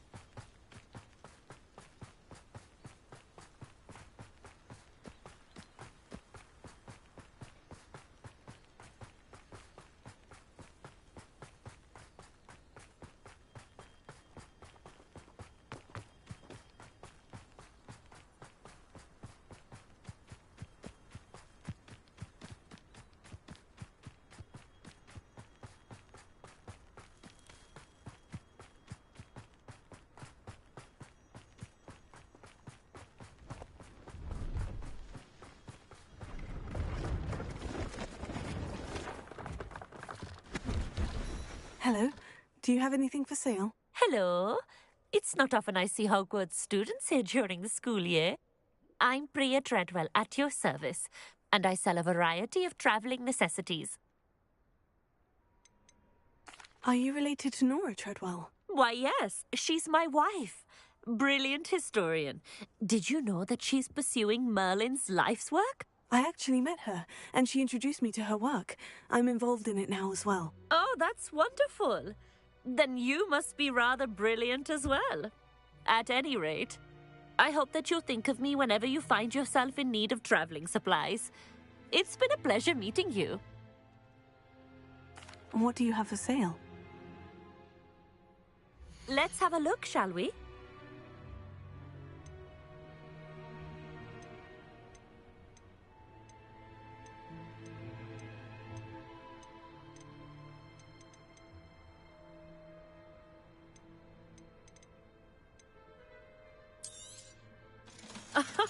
I didn't think I'd be the one doing the buying.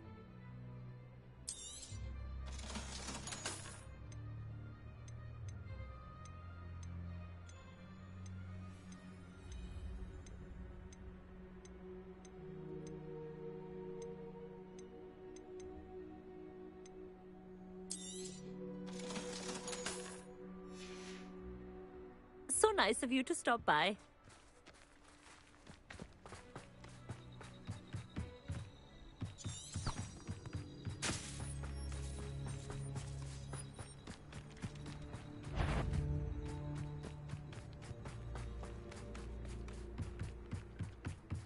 Revelio.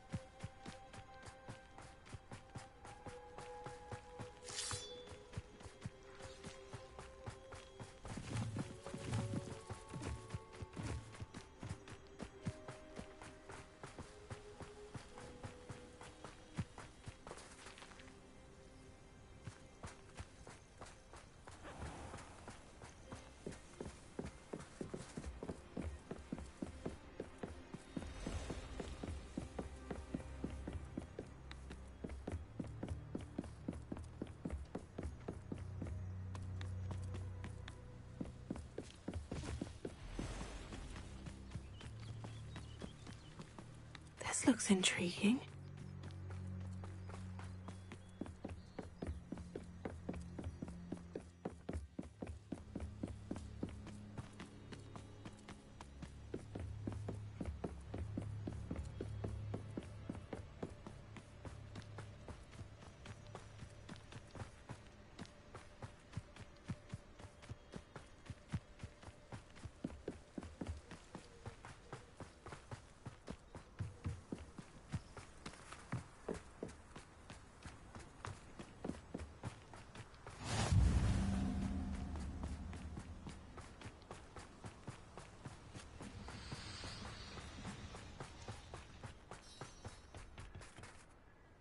A friend who speaks gobbledygook is meeting us.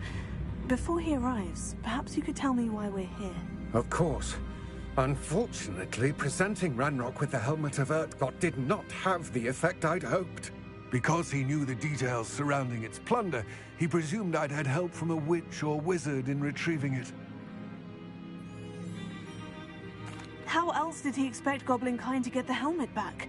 Seems he has no interest in making amends with you. I'm afraid we do not have the luxury of rational expectation when it comes to Ranrock. Damn Bragbor and his blasted journals. Bragbor? An ancestor of Ranrock's, renowned metalworker. If we are to work together, I suppose I must tell you more. Not long ago, Ranrock sent me to collect a recently unearthed set of Bragbor's journals.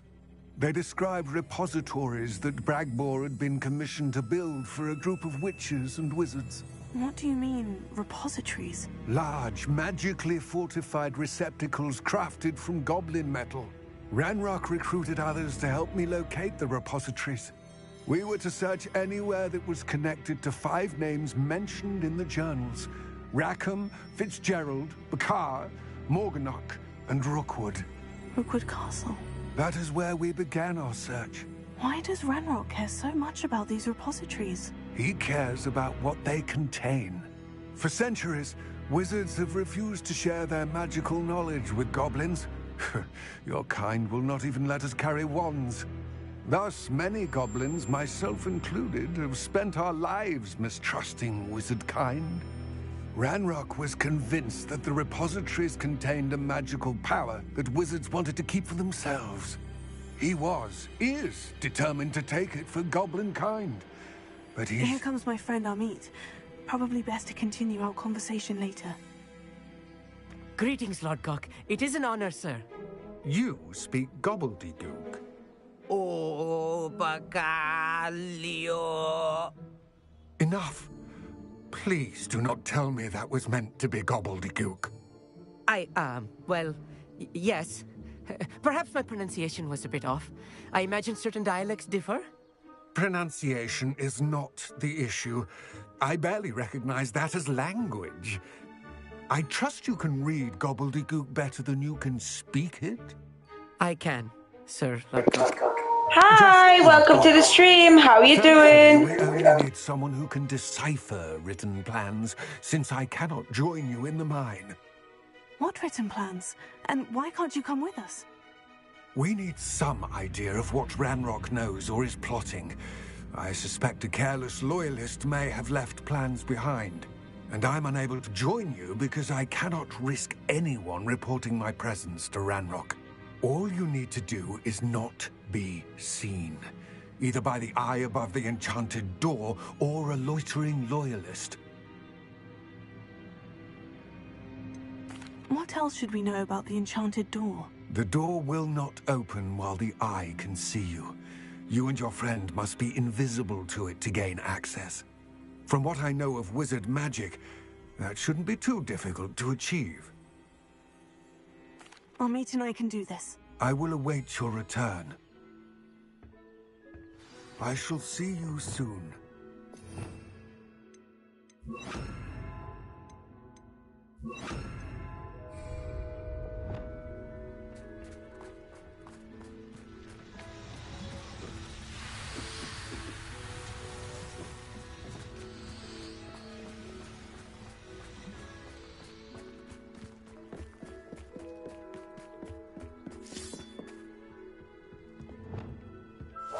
I'm quite good at sneaking about.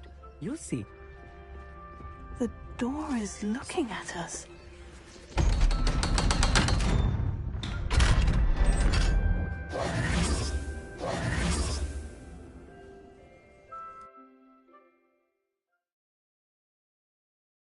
Books so rarely prepare one for reality.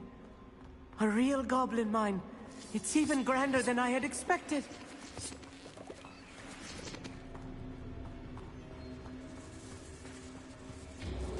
I cannot believe I met a goblin. Let's just learn what we can and get out. Look at this lift. Impressive workmanship for so simple a device. Impressive workmanship aside, it's the only way forward.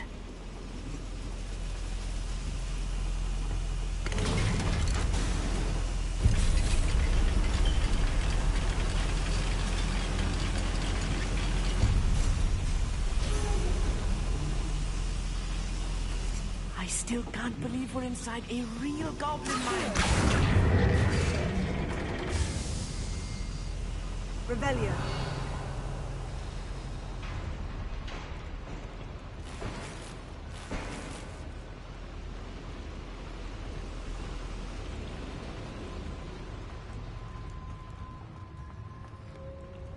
I've read about mines like this, but it seems like something else altogether.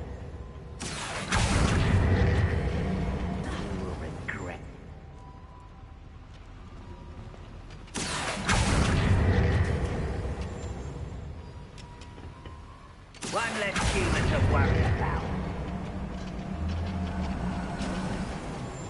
We need to be careful. As I'm sure you know, not all goblins are as friendly as Lodgok, to say the least. Clever.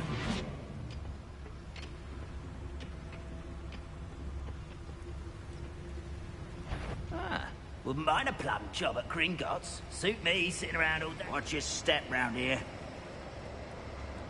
Mr. Tallis.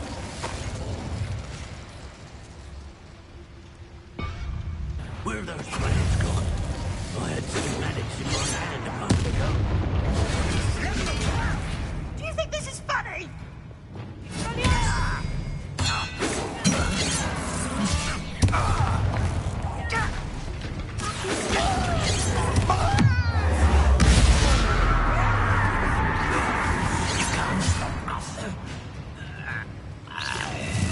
Was that your best? Eh?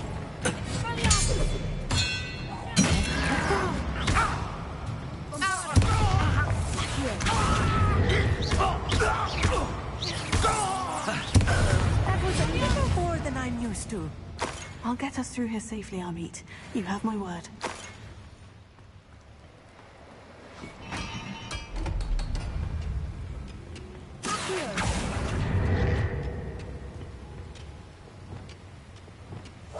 Yes, of course.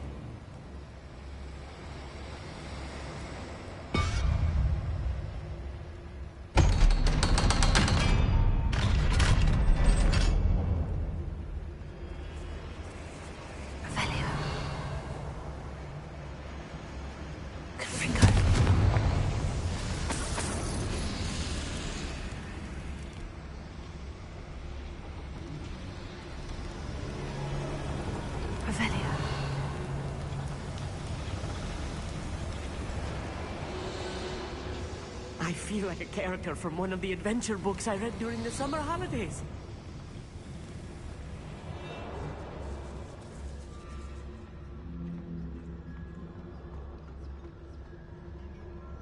Let's take a look around, Amit. See if we can find any plans. Bound to be a schematic. They're building something. I can't quite make it out. Curious. There must be more notes around here. What could they be building?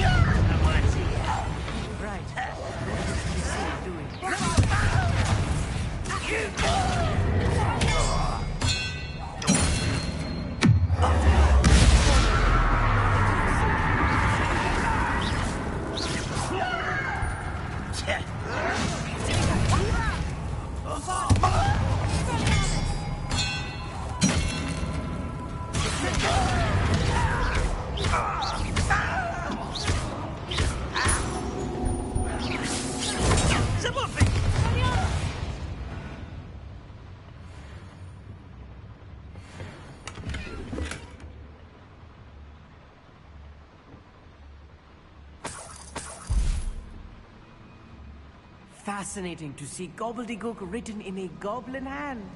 The flourishes are extraordinary. I will get to the bottom of what they've been building down here.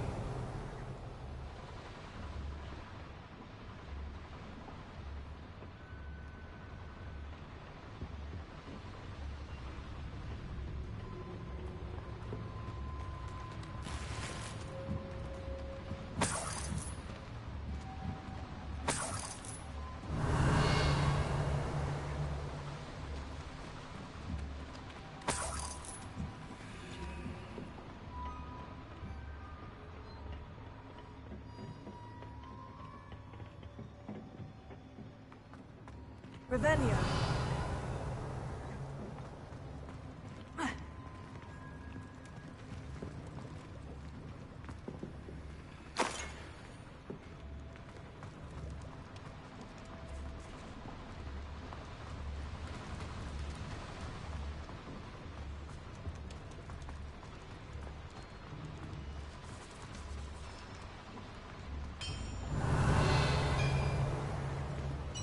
If I'm translating this correctly, and I think that I am, they're building something rather large. But what? Let me know if you see any more plans or schematics. We can't return to Lodgok empty-headed. How nice of you to stop. Little magic.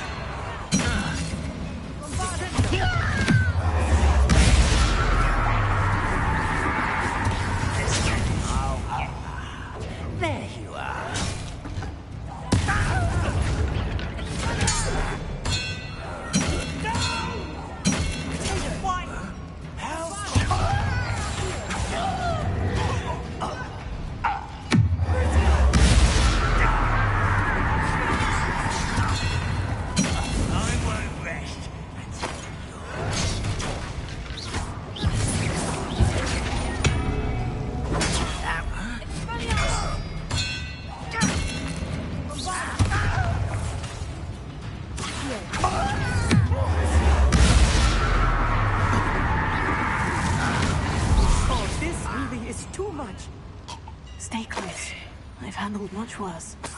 Another boiler. This place is more complex than I had expected.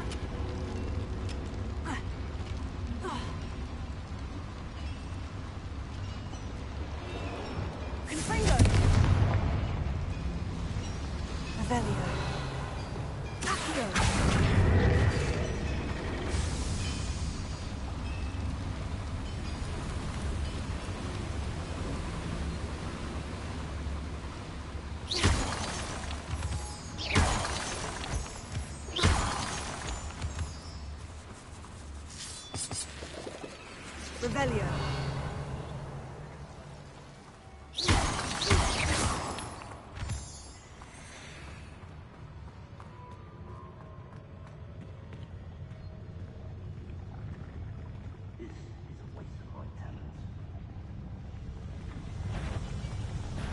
Such arrogance.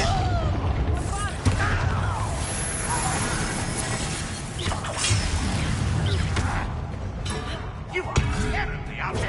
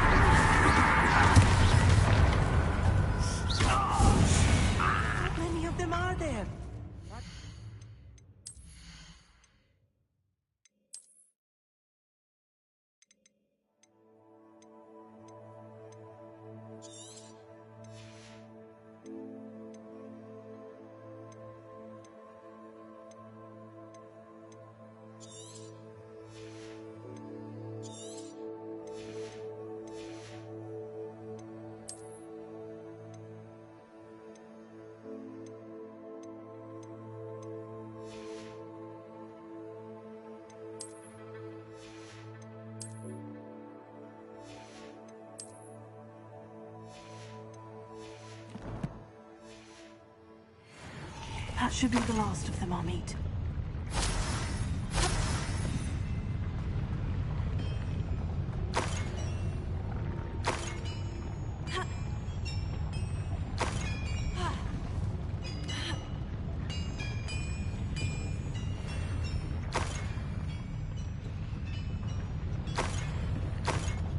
Revelio. Here.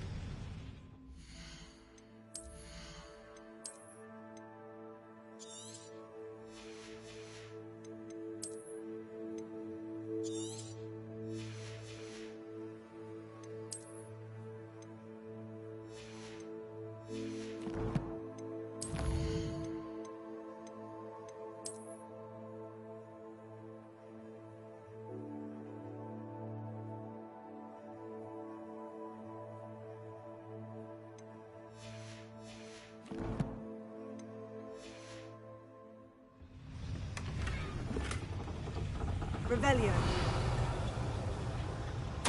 This is not good. They're building enormous drills, bigger than this mine could contain. Let's get out of here and tell Lodgok what we found.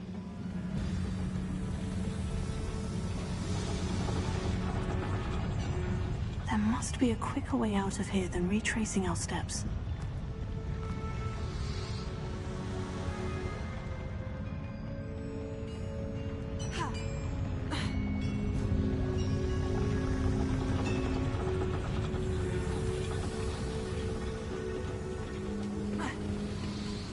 Revelio.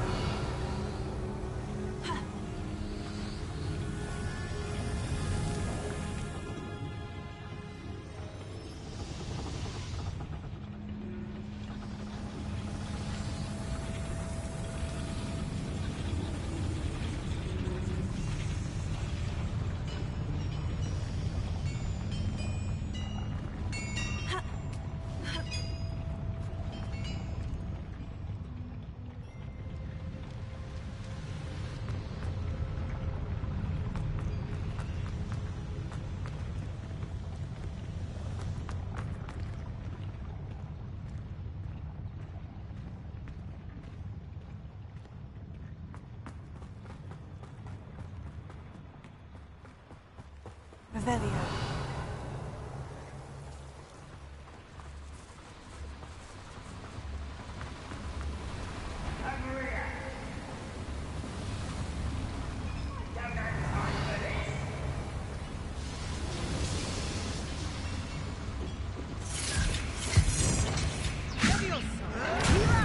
Stop! I'm afraid to fight!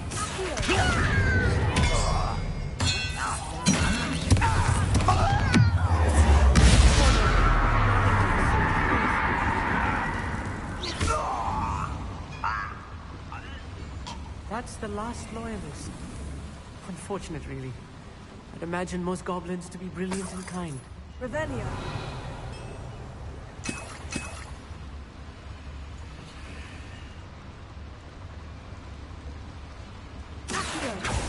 Bombarda.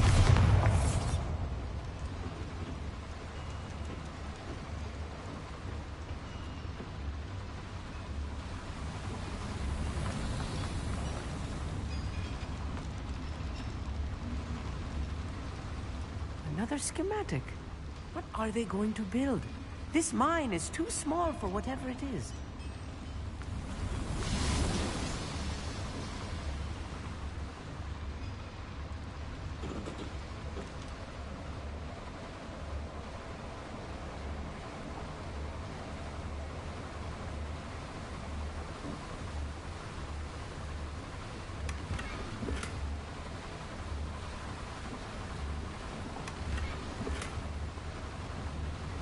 Revelio.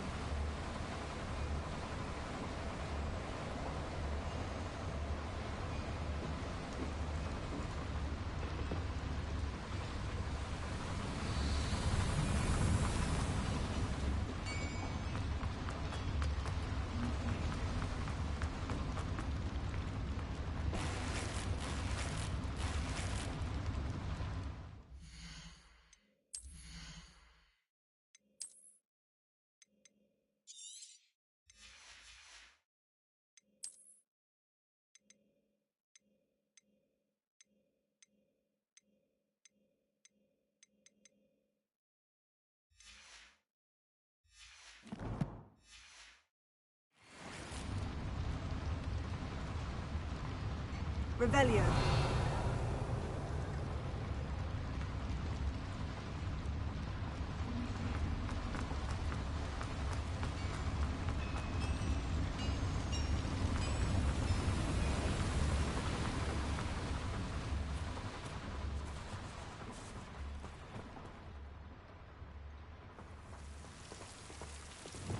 Reparo.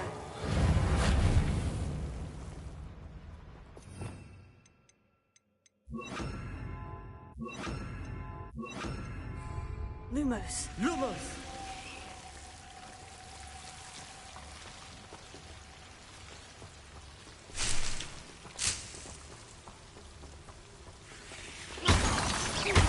Lumos. Lumos! Lumos. Lumos.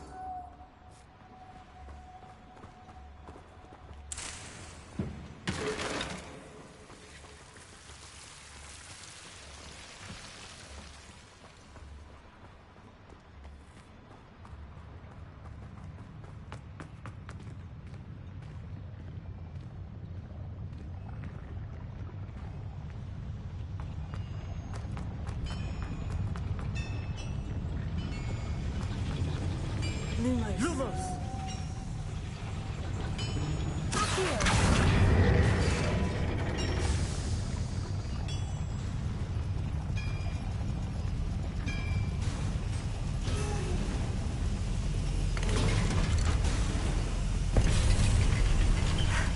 I need a moment to catch my breath. This was more than I bargained for. I'm glad you came with me, Amit. Now that we know what they're up to, we can get out of here.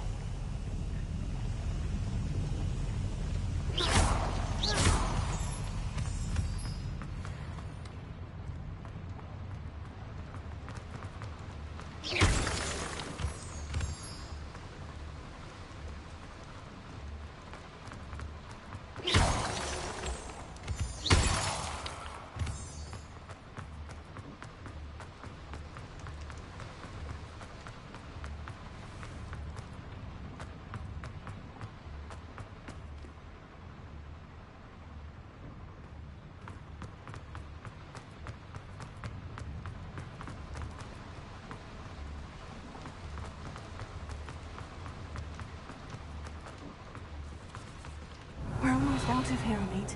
Look, the lift. A welcome sight indeed.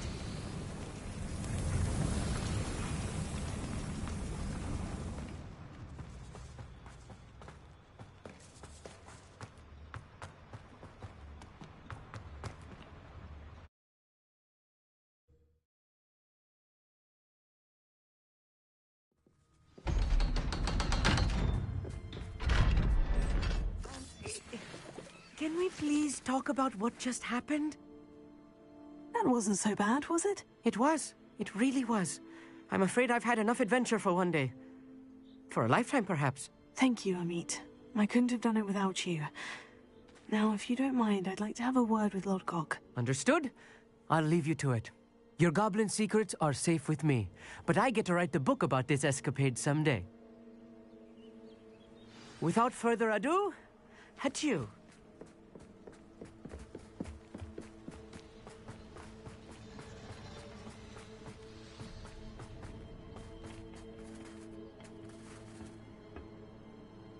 They're building enormous drills.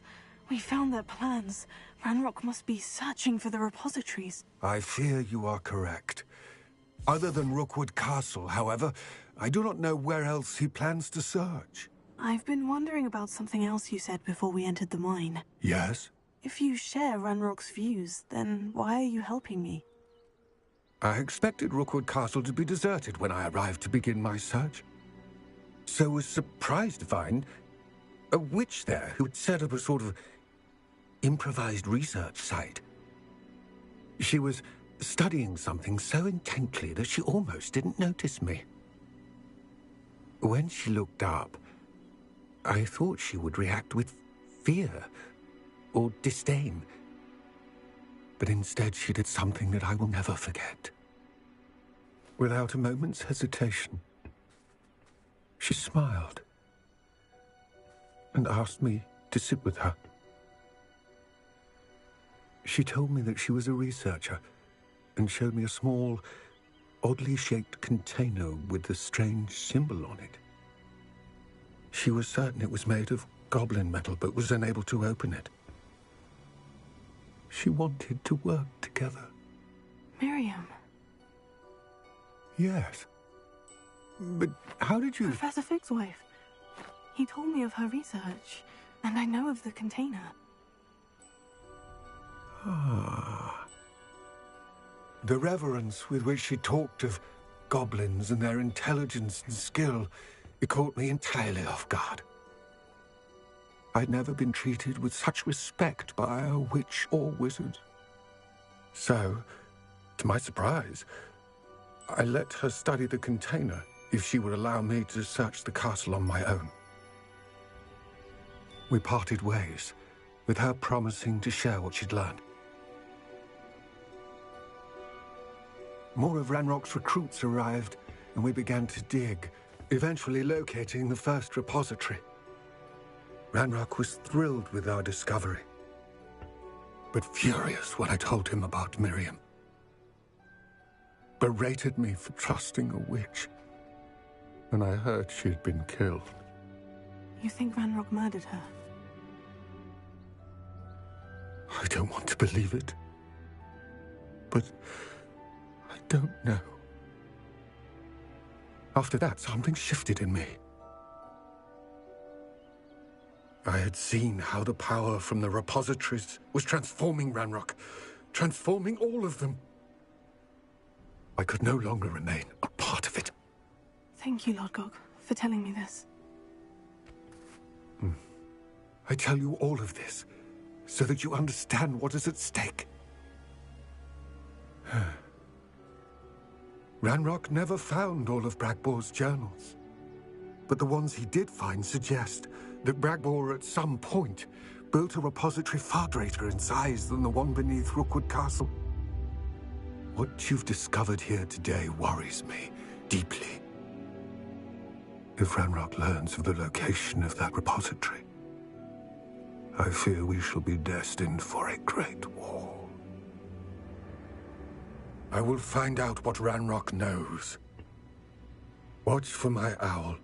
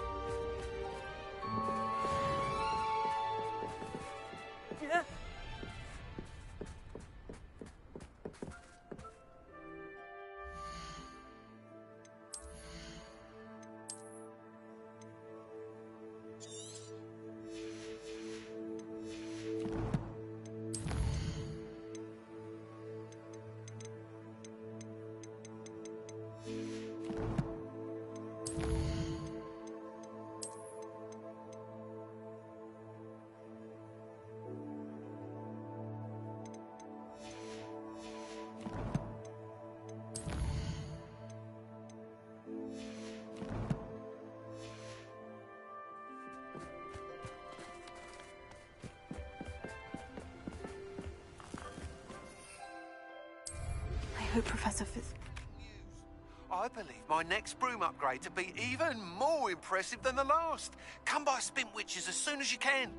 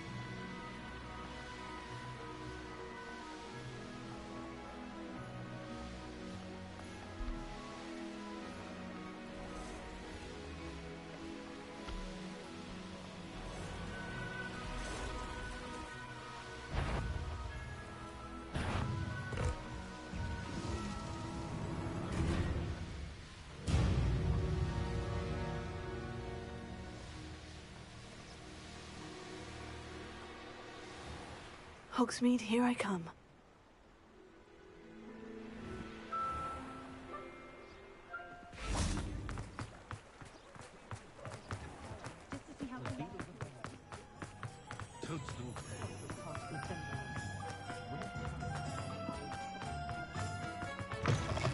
Hello again.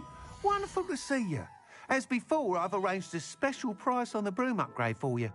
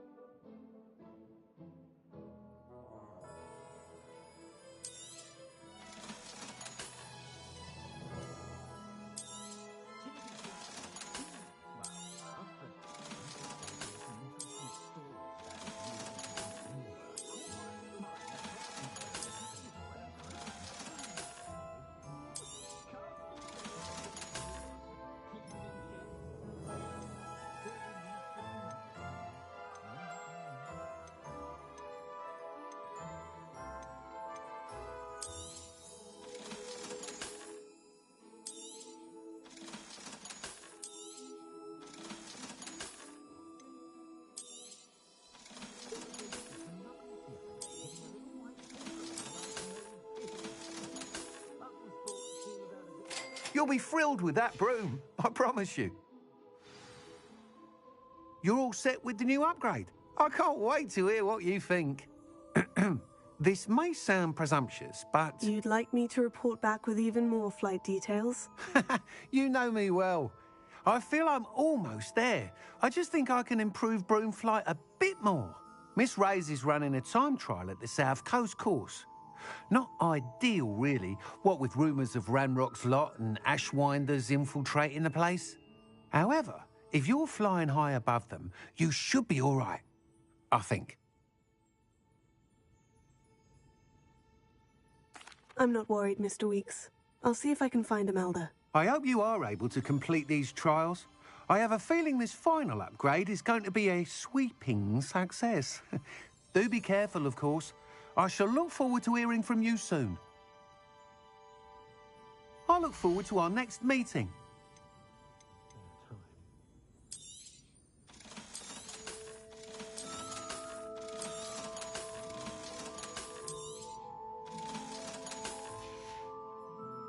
Thanks for stopping by. Hope to see you again. Perhaps I could test out my new upgrade on the way. It's a wonderful thing.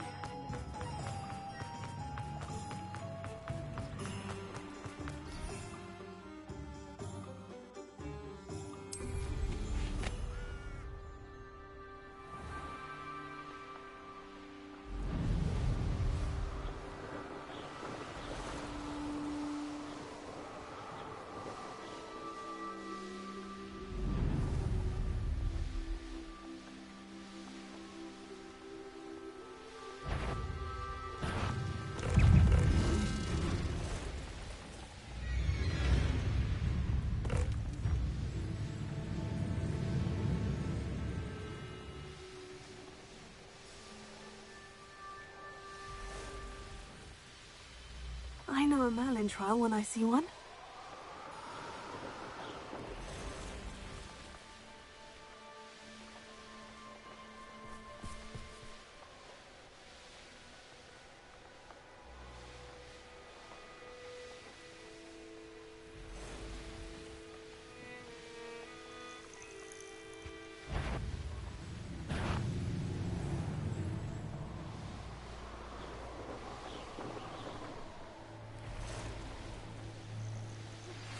We should speak with Mr. Bickle's friends.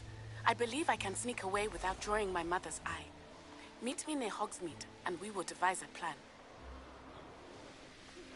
I think I know how and where to approach the centaurs about protecting the Snidgets. Meet me in the Forbidden Forest.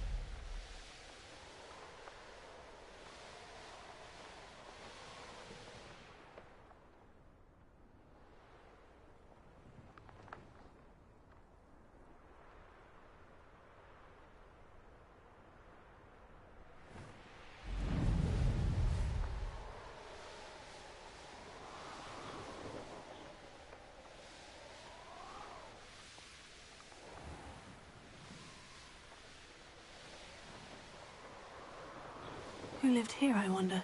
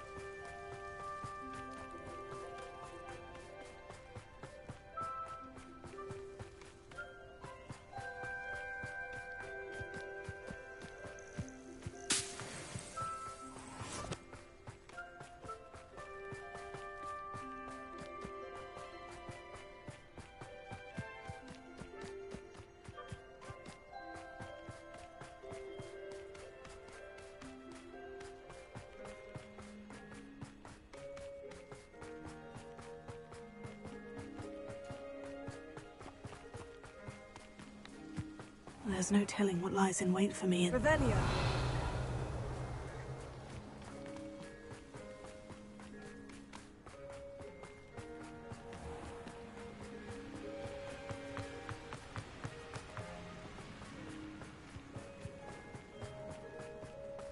Nothing warms a body like... Mother's rolling in her...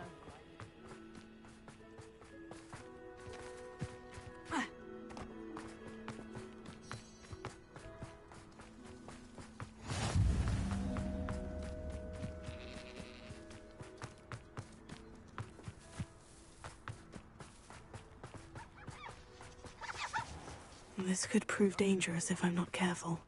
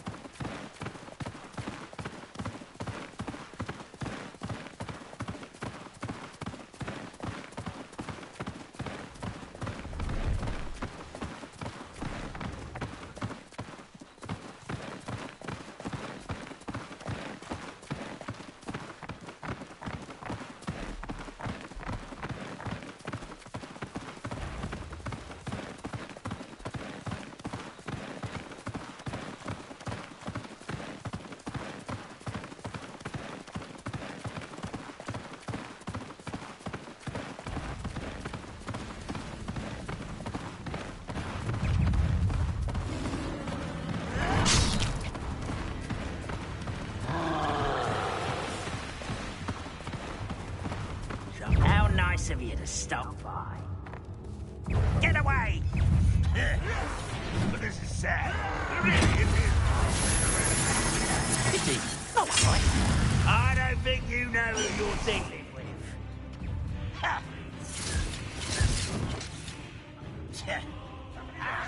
Hello?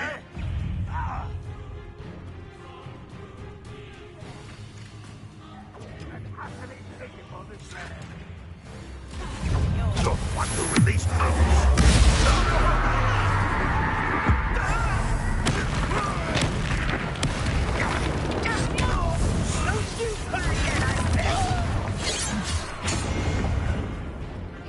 Is that it?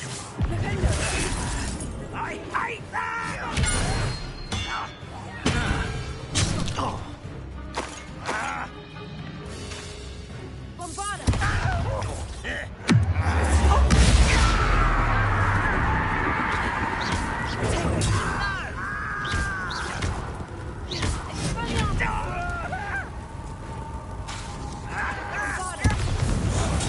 Get accustomed to that!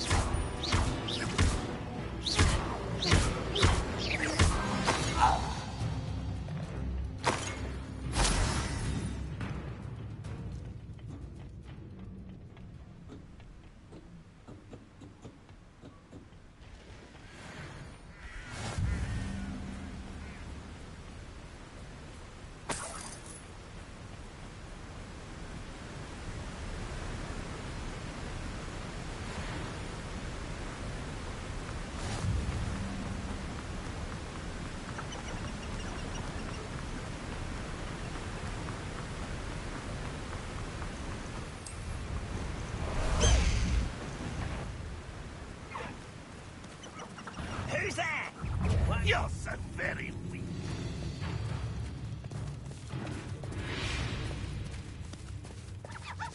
I don't see myself doing this sort of thing forever, though. Fancy I'll have my own operation myself one day.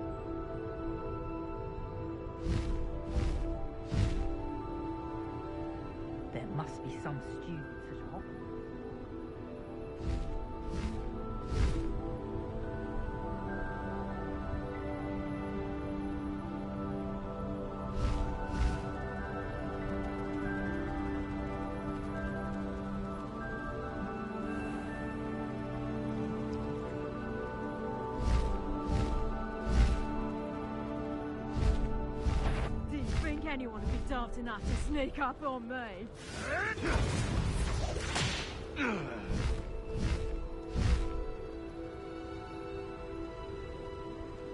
The Ministry ought to relax their feelings towards that time. The course looks rather deserted. I hope everything's all right. Gryffindor, over here! Hello again, Imelda. This course is a bit far from the castle, isn't it? Obviously. Evidently too far for most of our classmates. Pathetic. They should be begging me to keep these trials alive, not running scared.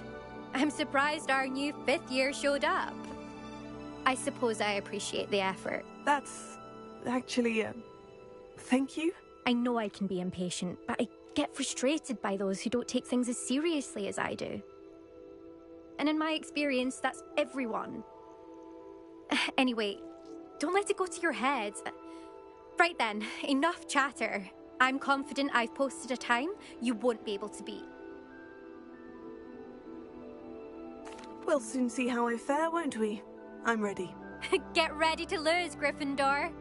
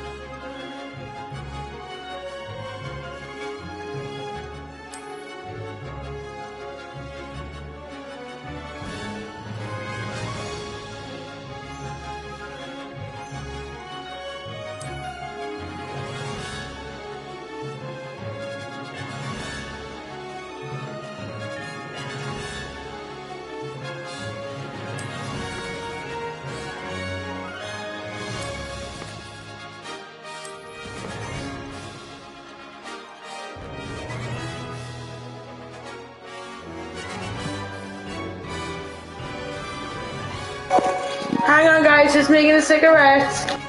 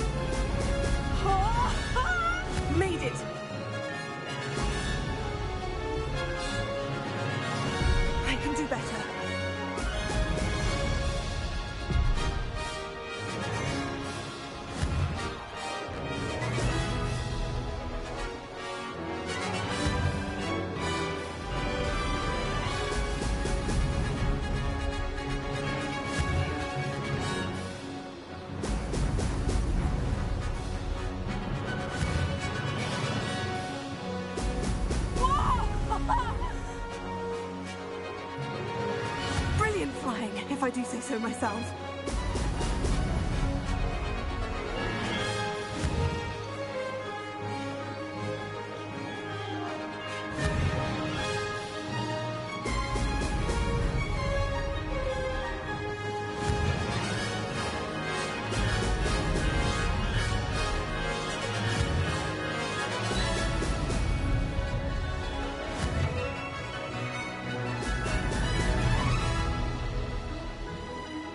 This is going well. Brilliant!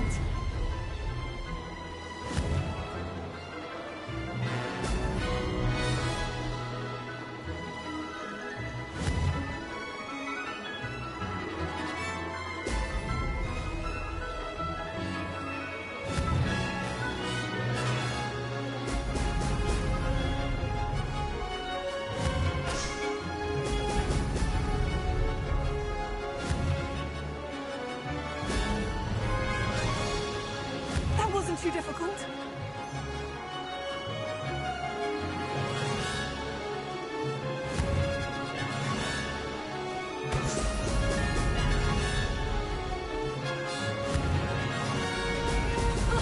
Now that's more like it.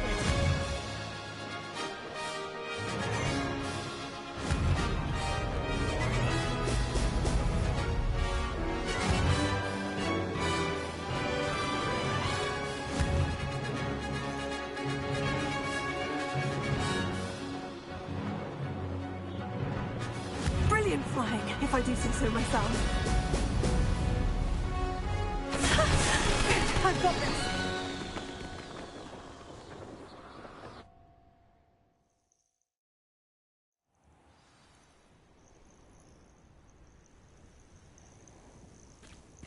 That was quite something.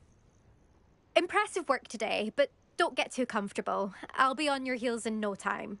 My family's not going to believe the news when I tell them. They're almost as competitive as I am.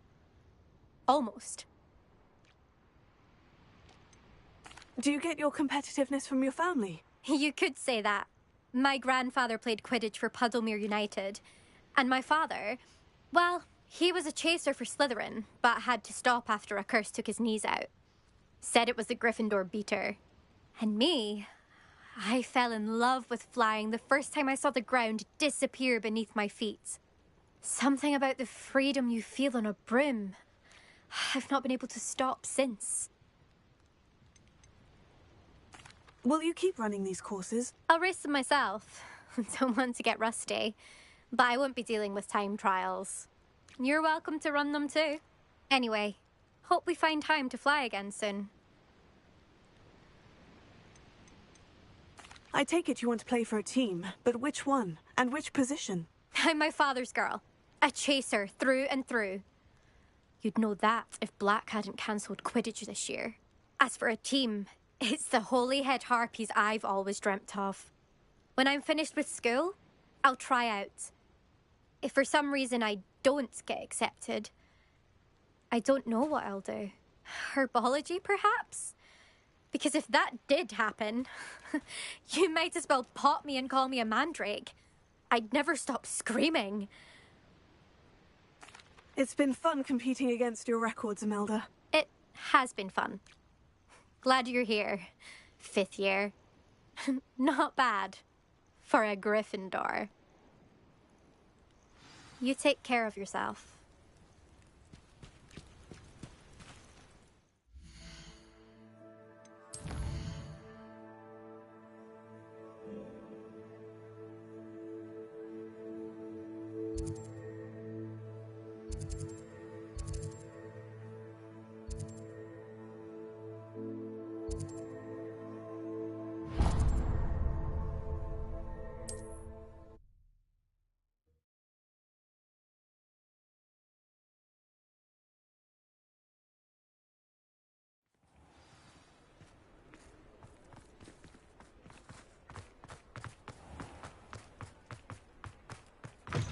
How's my favourite test flyer?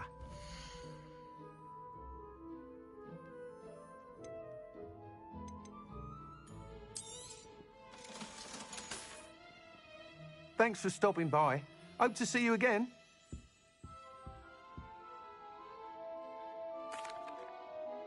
Hello again, Mr. Weeks. I set a new record at the South Course. Fantastic! Your broom performed well then? The best upgrade yet. It flew beautifully, incredibly nimble. But with the speeds it now reaches, I can feel the wind catching beneath the seat a bit, preventing it from reaching its full potential. Of course! Should have anticipated that. Exactly the kind of report I've come to expect from you. At last, I think I know what needs to be done for my final upgrade. What will you do after the final upgrade is complete? I aim to make Spintwitches the most sought-after shop in Hogsmeade. And I wouldn't mind getting back on a broom myself, just for the thrill of it. Couldn't be more pleased we made headway with the upgrades, proved the naysayers wrong, made all the hard work worth it. I shall look forward to speaking again. I'll be sure to send you an hour when I'm finished. Thank you again for your help. Couldn't have done this without you.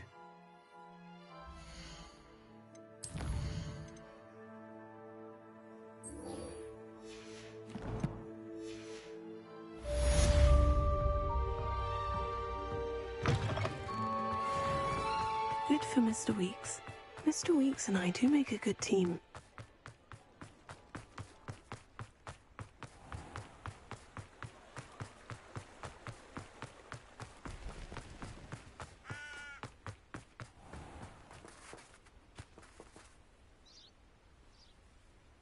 Are you ready to put an end to Harlow? I'm ready to do what's needed to take Harlow down. I know you have a plan. We must gather information from the friends of Mr. Bickle that Archie and Mrs. Bickle mentioned. Agabus Filbert, Otto Dibble, and Mr. and Mrs. Rabe. All right. I suggest that you speak with each of them while I head to the Hogshead. I saw some Ashwinders heading there. And as my mother would never go near the Hogshead, she is less likely to learn of my activities than if I were to wander the village questioning its residents. Where am I to find these friends of his? I do not know about Mr. Rabe, but his wife, Daisy, is often in Hogsmeade, as is Agabus Filbert. And Otto Dibble, he works at Gladrags, so you will likely find him there. What sort of information am I trying to gather from these people? They may know what evidence Mr. Bickle had against Harlow, or they may have evidence of their own. We simply need to know whatever they know. Very well. I'll speak with them. See what I can learn. I knew I could rely on you. We need to know how they are being blackmailed by Rookwood and Harlow. Meet me here after you have spoken with them. Hopefully, by the time you return, I will be able to move a bit more freely.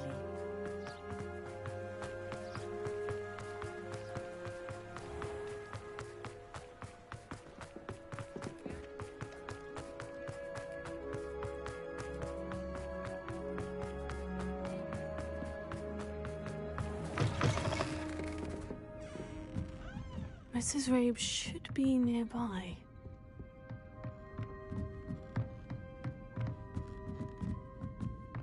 Oh, Isco, what have I done? Mrs. Rabe, I wondered if I might speak with you about Theophilus Harlow. I'm a friend of the Bickles and I'm trying to gather evidence against him. Poor Joanna and little Archie. And now Harlow has taken my darling Isco. What do you mean? Why? I'm a security guard at Gringotts, and my husband is a curse breaker for them. Harlow approached me about helping him extort my colleagues into giving him treasures from the vaults. And you declined? Of course I declined. Repeatedly. I thought they'd given up, until I came home one night and found my husband gone, and a note affixed to my door with a knife. The note stated that I only had a few days to reconsider helping with some banking needs, and that my husband would appreciate it if I acted quickly.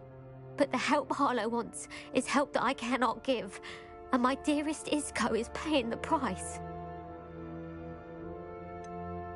Why wouldn't Harlow extort your husband? Isco's job is even more removed from the vaults than mine. He travels the world for the bank. He could do nothing for Harlow. I'm the one in the bank on a daily basis, which evidently makes me an enticing target for blackmail.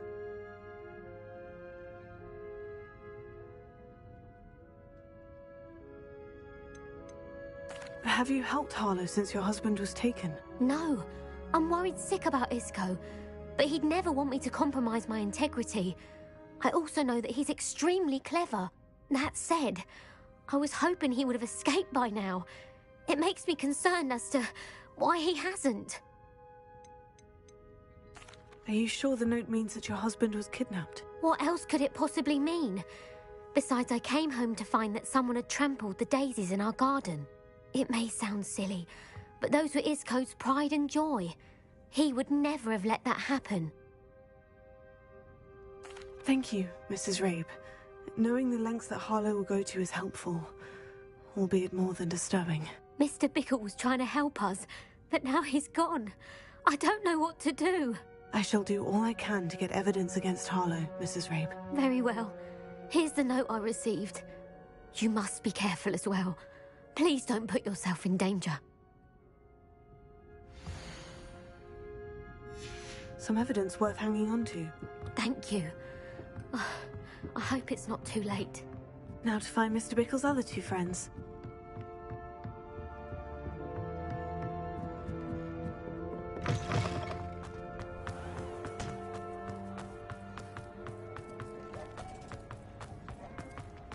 Otto Dibble works at Gladrags. I should check that. Please tell me you didn't take it. But perhaps it's been here all along. Mr. Dibble, may I speak with you? It's about Theophilus Harlow. I've nothing to say about him. May I interest you in a stunning cravat today? Please, sir, I would like to help. I spoke to Mrs. Bickle. You know the Bickles? All right.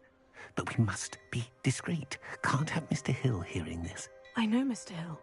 He was kind to me the day of the troll attack. Oh, he's a good man. But even he wouldn't understand about Harlow. It started a few weeks ago. I was distracted, reading a note, when you-know-who came into the shop. I hid the note behind the counter and offered to help him. He stared at me for a moment, then asked me to check on an order he'd placed. I went into the storeroom to check on what turned out to be a non-existent order. When I returned, he was holding the note. What was in the note? It was a note from Rosie Hill, Mr. Hill's daughter. You see, we've been, well, secretly engaged these past 6 months. We haven't told Mr. Hill yet. I dare say he has higher hopes for her. Harlow advised me in no uncertain terms that my relationship with Rosie, not to mention my employment here, depended upon my cooperation. What did he ask you to do? It all happened so quickly. In an instant, he took a very expensive scarf from the counter, pocketed it, and smiled. He said, "Your secret is safe as long as I can supply my lady friend with delightful items like this every so often." I've been able to cover for his requests until now with some creative bookkeeping, but I can't keep it up for much longer. I'm terrified to say anything. I could never live without Rosie. Could you give me a bit more detail about the note that might help me to identify it should I come across it? It's on Rosie's special pink stationery. It has her monogram at the top, RH. That's how Mr. Hill would know it was real. What have you been doing to keep the extortion a secret? Well, as I mentioned, creative bookkeeping. And I've also been trying to cover the costs with my own savings, but I'm running out of money. Of course, none of this bodes well for my efforts to improve my circumstances and to be worthy of Rosie. I met Mr. Hill the day of the troll attack. He was kind to me.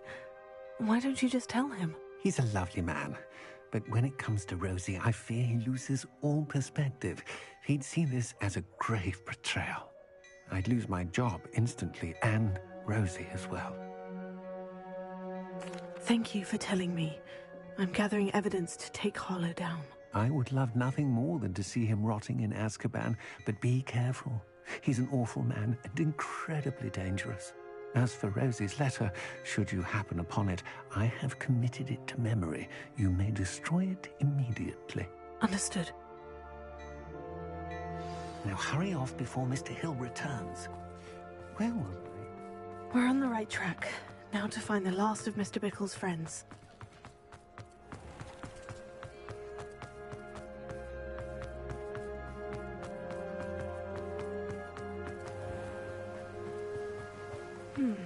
Agabus Filbert must be around here somewhere. Hello there. Excuse me, Mr. Filbert. I wondered if I might speak with you about your dealings with Theophilus Harlow. I hope to ease Mrs. Bickle's mind by gathering evidence against him. Oh, tragic, what happened to Bickle. He wanted me to speak out against Harlow for an act of violence committed against me. But I feared Harlow's retaliation, and so I refused. If you had spoken out against him as Mr. Bickle asked, perhaps Harlow would be locked away by now. Perhaps. But perhaps I would have suffered a similar fate. You said that Harlow committed an act of violence against you. Could you tell me what happened? Before my extraordinary wife, Dulcibella, passed away, she had just completed a small book of poetry. As a surprise for her birthday, one she never had the chance to celebrate, I had the book beautifully bound and plated in gold. One day, Harlow came calling to punish me for having spoken out against the Neanderthals that comprise Rookwood's lot. Before I knew it, I'd been petrified, and Harlow was rifling through my home. He found the book of poetry, with its exquisite gold plating. I watched helplessly, lying there in my entranceway as he walked away with the book, laughing as he went. I was shaken to my core. Still am, to be honest. I imagine you fear Harlow retaliating again. But do you mind if I share this information with Officer Singer? I suppose I have no choice. This extortion can't go on forever. You can pass it on to anyone who may be willing to help. Harlow does not like people talking, as you already know. I've spoken with Mr. Bickle's friends. Now to find Natty. Do you think it's pain?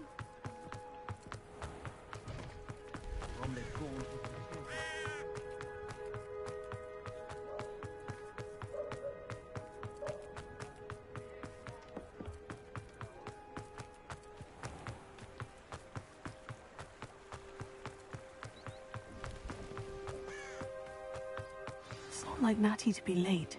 She said she was going to the Hog's Head. Perhaps I'll find her there.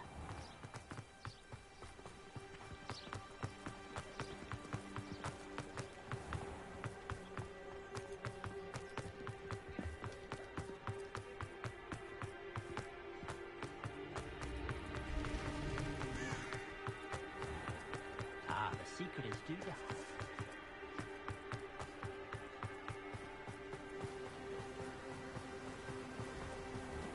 Natty must be around here somewhere.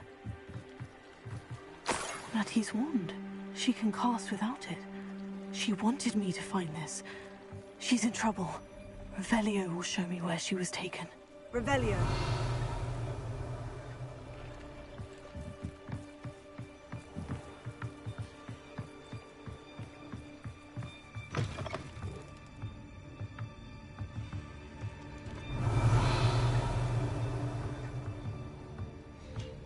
Nosy little students get what's coming to them.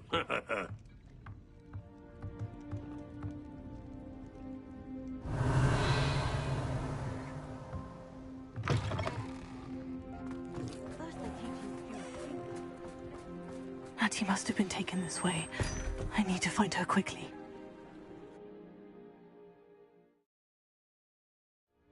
Footprints led to this room. There must be another way forward.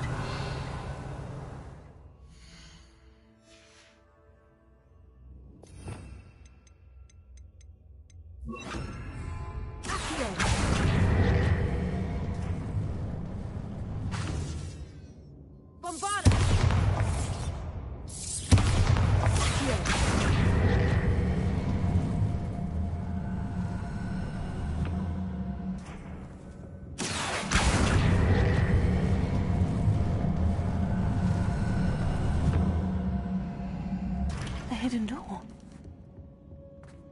Natty must have been taken this way. I need to find her quickly. Revelio. Every traveling vendor that's... I raided rocks more times than I can count. They're incapable of defending themselves. I I'd better be sure I'm not seen. Revelio.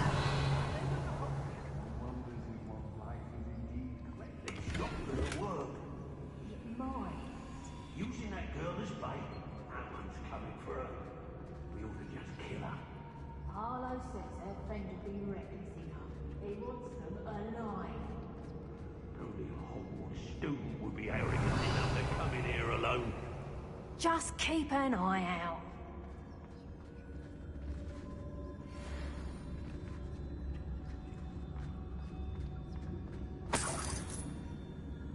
Locks and guards. What are you dribbling over there? I don't want to work with God. Revelio.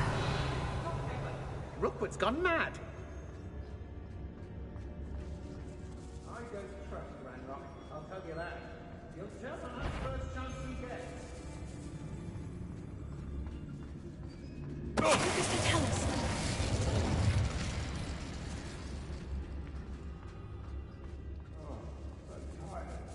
Revelio. Girl's been nothing but trouble. About time we locked her up. Mr. Tellus.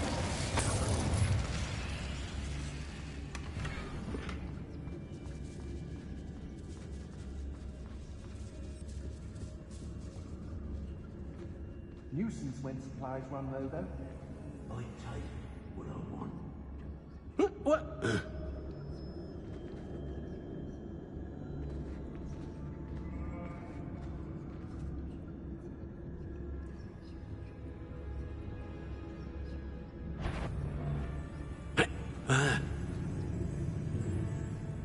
They don't seem to care for me, the Hogsmeade. Always one, in there. Except this time, it's not just one, is it? It's the old lot of us, all falling prey to some delusion what seems to have gripped one of us' minds. That's what's happened. Students these days, so full of themselves. Suppose that's what we're counting on, isn't it? Otto Dibble's love letter from Rosie. He wanted me to destroy this if I found it. Got my eye on a few nearby hamlets. They're in more danger than they know.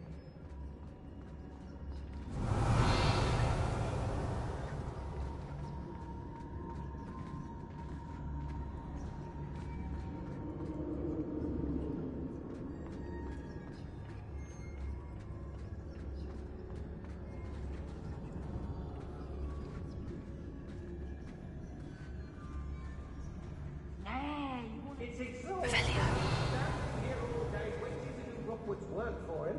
He can fight his own battles.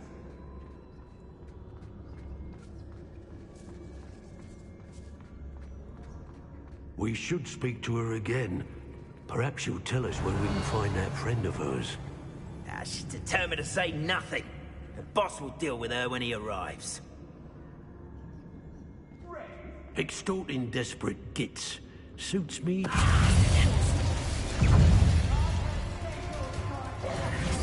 Expulsion! Incendio! You hear that? Bombarda!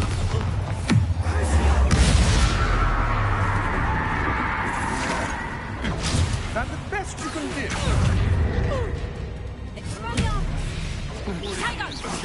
That's just pitiful! Reducto! Your left is better than that. Is that the best you can do? Bombarda! You just got lucky!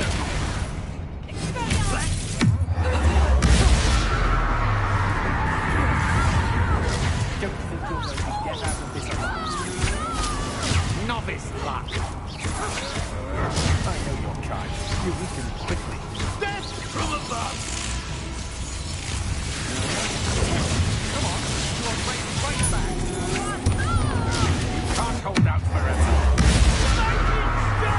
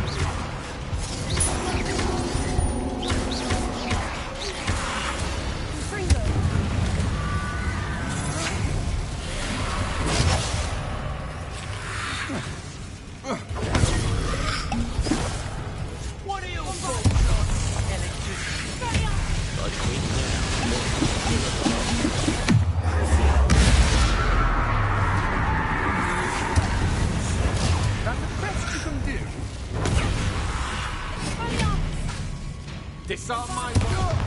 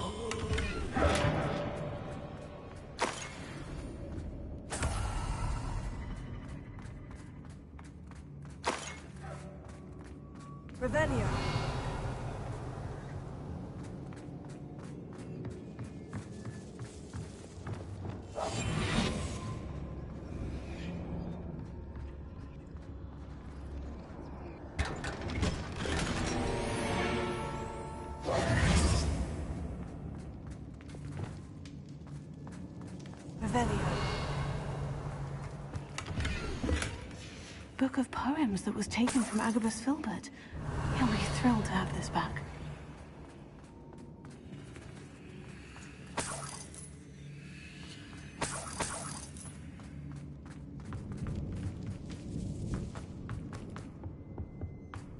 Natty must be here somewhere. You found us! I knew you would realize I had left my wand for you. Speak to Mr. Rabe. He will tell you what you need to do. I need your help. Mr. Rabe?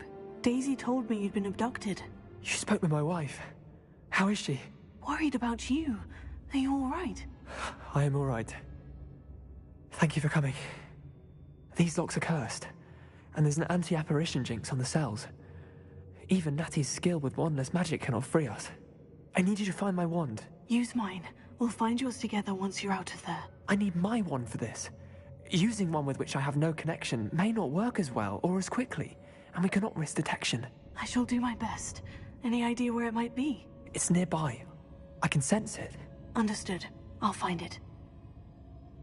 Your friend Natty was not able to summon my wand. It must be blocked by something.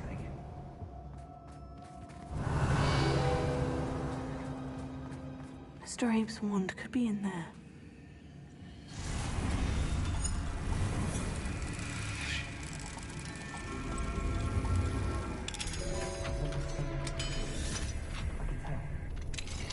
Mr. Abe's wand. He'll be glad to have this back. Mr. Abe, I found your wand. Well done. I knew it was nearby. Now, you best stand back. One never knows how a curse will react to being broken.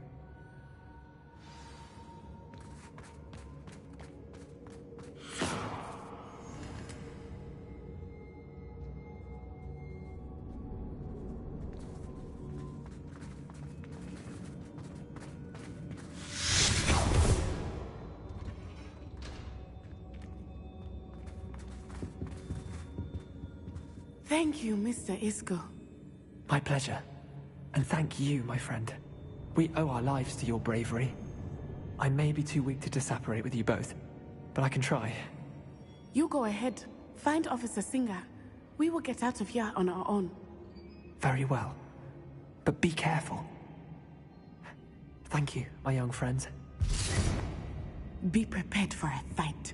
These Ashwinders must pay.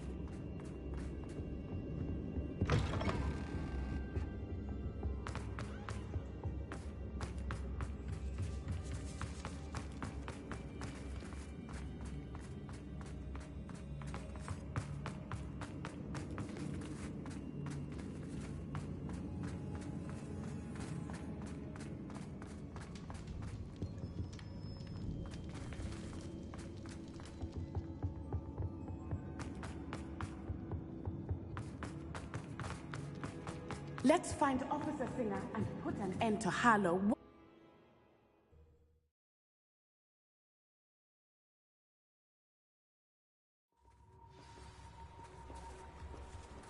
Natsai Onai.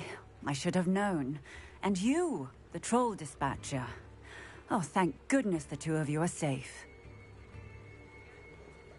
Isco Rabe told me a couple of students had rescued him. Should have known it was you two. Is Mr. Rabe all right? He is. I sent him home to his wife. Miss Onai, your mother will not be pleased to learn that you're still risking your safety pursuing these dangerous men. Actually, Officer Singer, Natty and I learned of several Hogsmeade residents who've had their lives threatened by the Ashwinders. In addition to abducting Mr. Rabe to blackmail his wife and Natty, Rookwood and Harlow have also extorted Agabus Filbert and Otto Dibble. I will look into all of that. As for the two of you, I appreciate what you're trying to do, but you are taking great risk. Next time, please let the authorities handle the Ashwinders. With all due respect, officer, the authorities haven't done much about any of this. There's more to taking down an organization like the Ashwinders than simply storming in and hauling them off based on a few accusations. I must insist that you leave them to us. We shall have no further discussion on this. Natsai, you may wish to speak with your mother about this before I do. My mother will not like this. Revelio. Thank you again for rescuing me. We shall speak soon.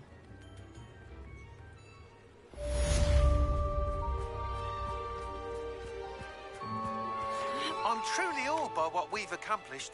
The final broom upgrade is better than even I expected. Stop by Spintwitches when you can.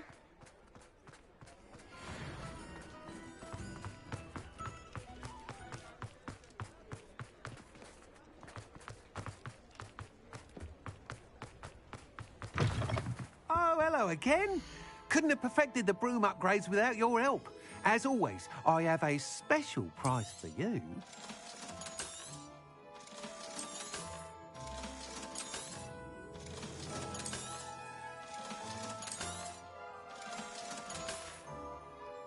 Thanks for stopping by. Hope to see you again. Have ceased pestering me. I suspect that's your doing. Thank you from me and Rosie both. We're just leaving for our honeymoon after we tell Mr. Hill of our recent marriage. Wish me luck.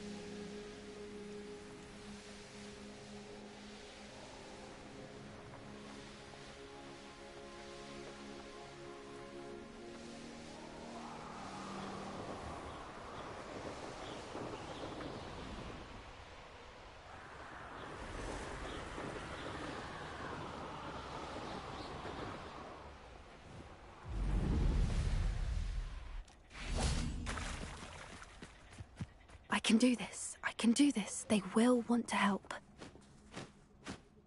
Is this where we're meeting the centaurs? Well, they don't exactly know we're coming, so it's less of a meeting and more of a surprise, I suppose. Once we tell them about the Snidgets, they'll understand why we came, and they'll want to help. I hope you're right. Perhaps they'll be able to tell that we're sincere. There's something about them that's so knowing. It's almost unnerving. I suppose they are known for having an air of omniscience. That's exactly the right word. I just... never mind. What is it? It's nothing, truly. We've no secrets to hide. That's right. We'll simply be honest with them about what we're trying to do. They'll have to help us, won't they? Yes, of course. You're absolutely right. We'll meet with them, tell them about the Snidgets, and I'm sure to all be fine.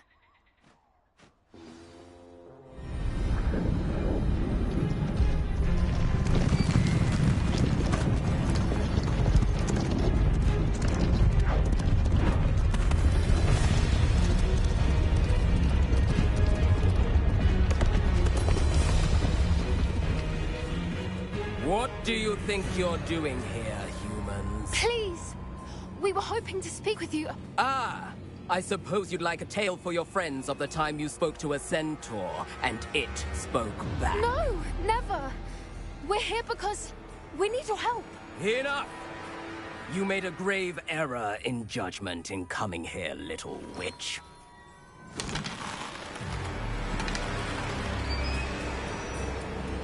Leave them be, Alec. We do not harm the young. It is not our way. You forget your place, old fool. I'm the leader of this herd, and while you cling to our way, their kind continue to slaughter beasts like us without a care! From what I can see, they have slaughtered no one. They will leave here unharmed. Mark my words, Doran. If I ever see them again, it will be all 3 of your heads.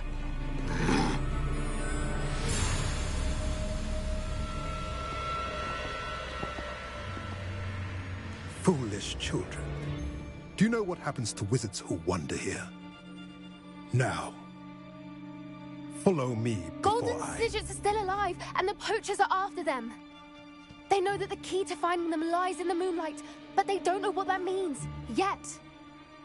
Please, help us find the Snidgets. Could it be?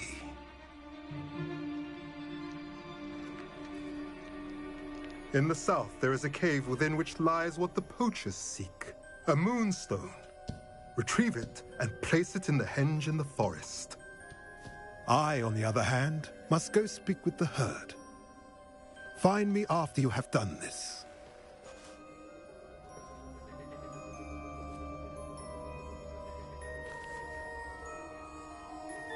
I don't understand. So the moonlight mentioned in the journal doesn't refer to actual moonlight, but to a moonstone. What do moonstones have to do with Snidgets? And why was he so certain about where we could find one? Isn't moonstone all around us? Why retrieve one from a cave? Knowing centaurs, I suspect he's referring to a specific moonstone. We'll likely know it when we see it. I don't know, but I am inclined to believe him, what with his being a centaur and all. I am too. It is a shame how quickly he left. What was his name? Doran? That's what the leader of the herd called him. Well, if Doran knows something we don't, I'd rather act now and ask questions later. I can head to the library and start looking into the cave he mentioned. I'll let you know what I find.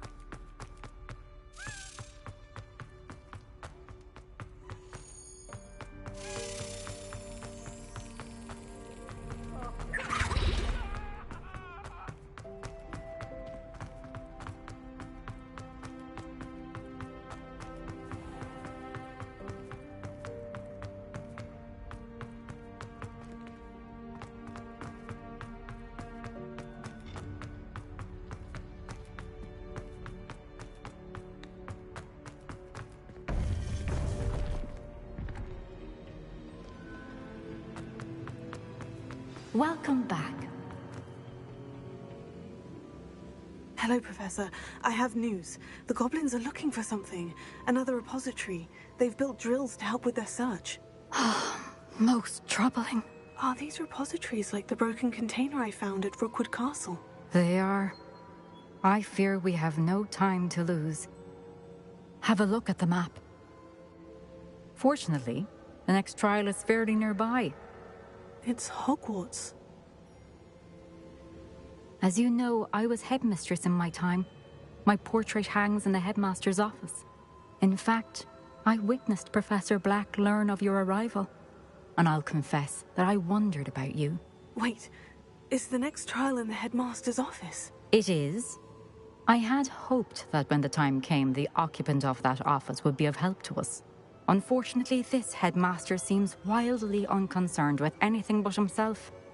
You'll need to access the office while he's away. I understand. Very well. We'll find some way to get in. Good. I shall meet you in my portrait there. Until then.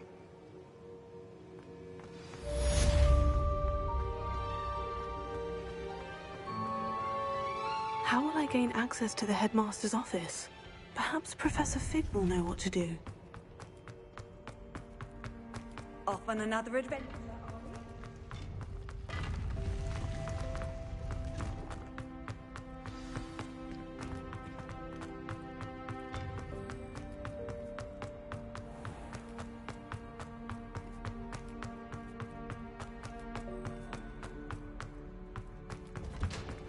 Revelio.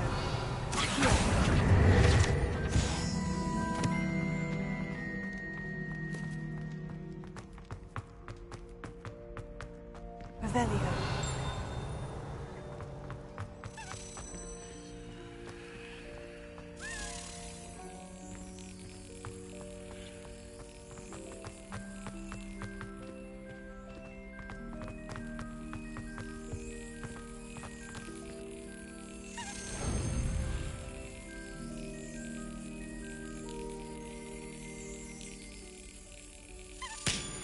You are the talk of the school since you saved Mr. Rabe and I from the Ashwinders. We have come so far. We should discuss the next steps in our plan to stop Harlow.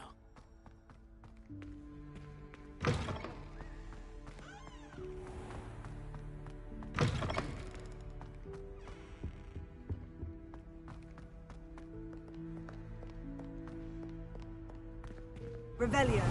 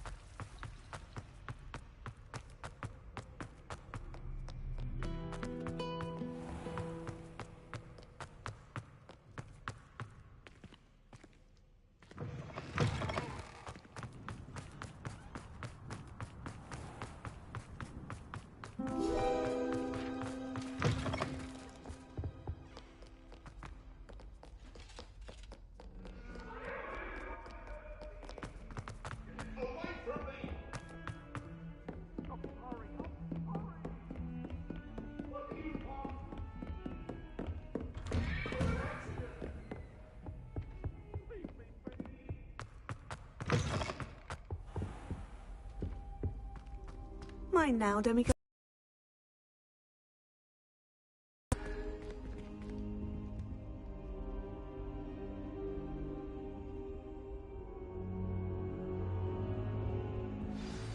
Professor Fig, the Keepers have shown me where the next trial is. Has something changed? Lodgok and I have learned that the goblins are searching for another repository, like the one we saw at Rookwood Castle. And I discovered that they're building massive drills to help in their search. Professor Fitzgerald seemed very concerned. I see. Ranrock clearly knows even more than we suspected. And sir, there's something else. Lodgok knew Miriam. He knew Miriam? They encountered each other at Rookwood Castle. She was doing research. That's where she found the container with the port key. He liked her so much that he let her leave with it, despite orders from Ranrock. I don't know what to say. She could win over almost anyone. I want to hear more of this. And, in fact, I'd like to speak with Lodgok directly. But we've no time now. Where is the next trial? Believe it or not, it's in the headmaster's office. Incredible.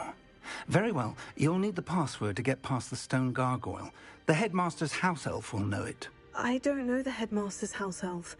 Will he even speak to me? I imagine he's loyal to the headmaster. He is. So you'll need a disguise. I have just the thing. A polyjuice potion. You'll look and sound like Professor Black. Wait. Doesn't polyjuice potion require a bit of the person you want to change into? And take ages to brew? It does. So how do you already have polyjuice potion to change into Professor Black? One never knows when such a thing may come in handy. Let's just say I felt the need to be prepared for anything after my fruitless trip to the Ministry on his behalf. Now, time is of the essence. Drink up and I shall explain more.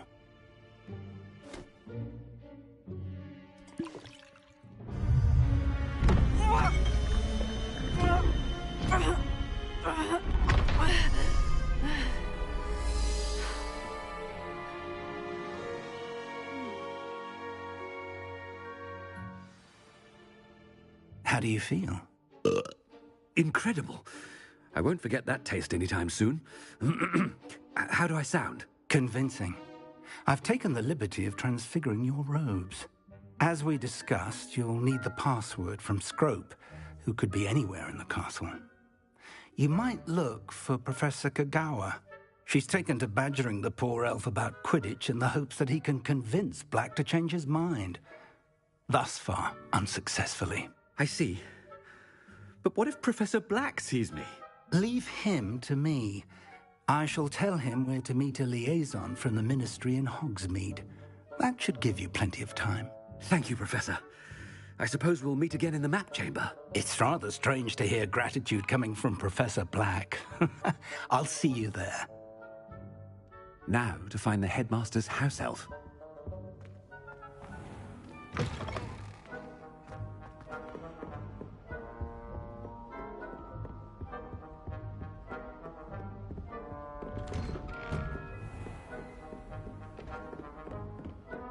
Professor, a moment of your time, please.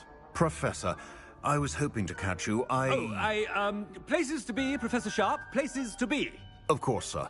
Only, you'd asked me about a particular potion, and I did? I did, yes. Well, spit it out, Sharp. I don't have all day. Probably best not to discuss it here, sir. I assure you, Sharp, you may speak freely. Very well. I've brewed the cure for boils you wanted. I can drop it by your office when it's convenient. Of course, yes. No need for all the cloak and dagger. Simply have a student deliver it.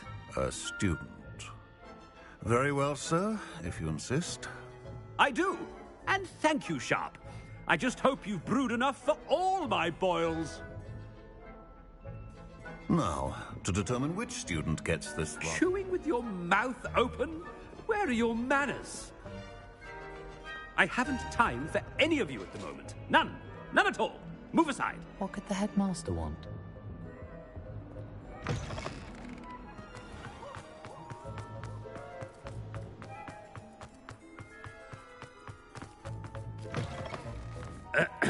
I wonder almost daily why I accepted this appointment. Professor Black, how are you, sir? Has anyone seen my ivory-handled hand mirror? Of course you haven't. Professor, a word? Professor Black, again, it is not too late to reconsider your decision regarding Quidditch. We could still have trials and a somewhat shortened season. It would be better than none at all. But the injury, Madam Kogawa. Professor, more than one student has taken a bludger to the head on our pitch. I dare say it knocked some sense into them.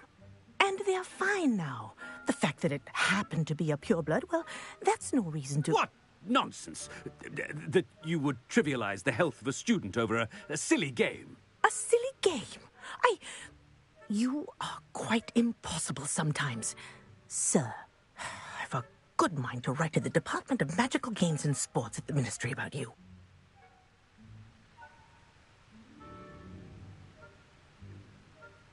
Good idea. I can even provide the parchment should you need it. Now, where is my elf? Parchment? Very well, I will, and with pleasure. And I spotted Scrope in the Great Hall. Seems to be avoiding me. I wonder why. Good day, Madam Kogawa. What did we do to deserve him as a head? Stand proud, purebloods. The future is yours.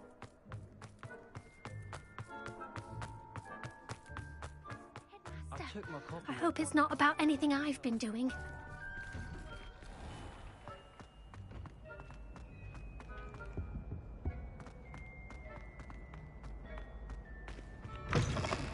If you must speak with me, consult my secretaries or what have you. Now, Professor, I need to speak to you. Hello, Professor Black. Ah, Professor Weasley. How delightful to see you. Sir? Since I have you here, I wonder if I might, speak with you about Professor Fig. Oh, very well. I've decided to give him a bit more, leeway with his time. Leeway, Professor? Are you sure that's wise? I confess I do worry for his students. He's rarely here as it is. Ah, well, yes. He's handling some official ministry business for me. I see. But, sir, if I may, I am wary of how much time the new fifth year seems to be spending away from the castle, supposedly on Professor Fig's behalf. I've heard unsettling rumors of their escapades. Everything from sneaking into the Forbidden Forest to confronting Ranrock's loyalists and Rookwood's lot. What? Goodness. You cannot believe everything you hear, Professor. No, you cannot. I mean, I shall keep an eye on Fig. You simply keep doing the wonderful job that you're doing. Simply wonderful. Thank you. But I'm happy to look into... Good. That'll be all, Weasley. I mean, Professor Weasley. Good day. A wonderful job. Leeway for Professor Fig. I shall never understand that. That ought to give Professor Fig some breathing. Wait until Master sees what a wonderful job. Scrope! Oh, greetings, Master. Remind me of the password to my office. Oh, but Master made Scrope swear never to tell anyone, even Master himself. How dare you question me? I've a mind to give you a matching set of ears. Yes, sir. Of course, sir. Scrope begs forgiveness. It is the Black family motto, Master. Right. Of course. Master does remember it.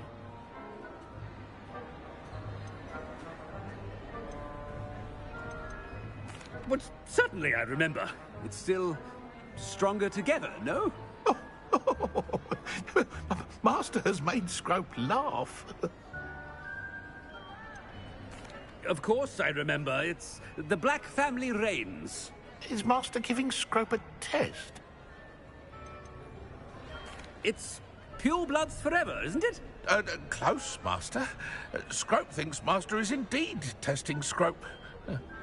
It is always pure. Obviously.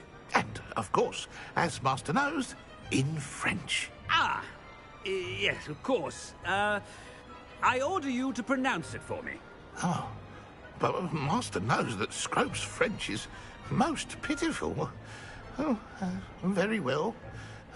Toujours pur. Ha! Thank you. Never speak of this conversation with me or anyone else. Of course, sir. Scrope shall try his best to keep out of Master's way. The polyjuice potion's wearing off. I best get out of sight.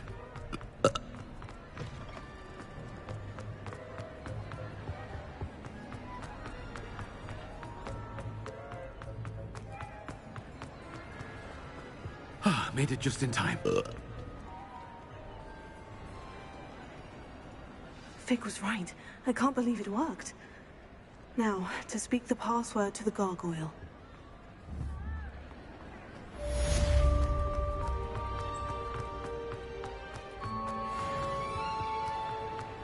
I've always said travel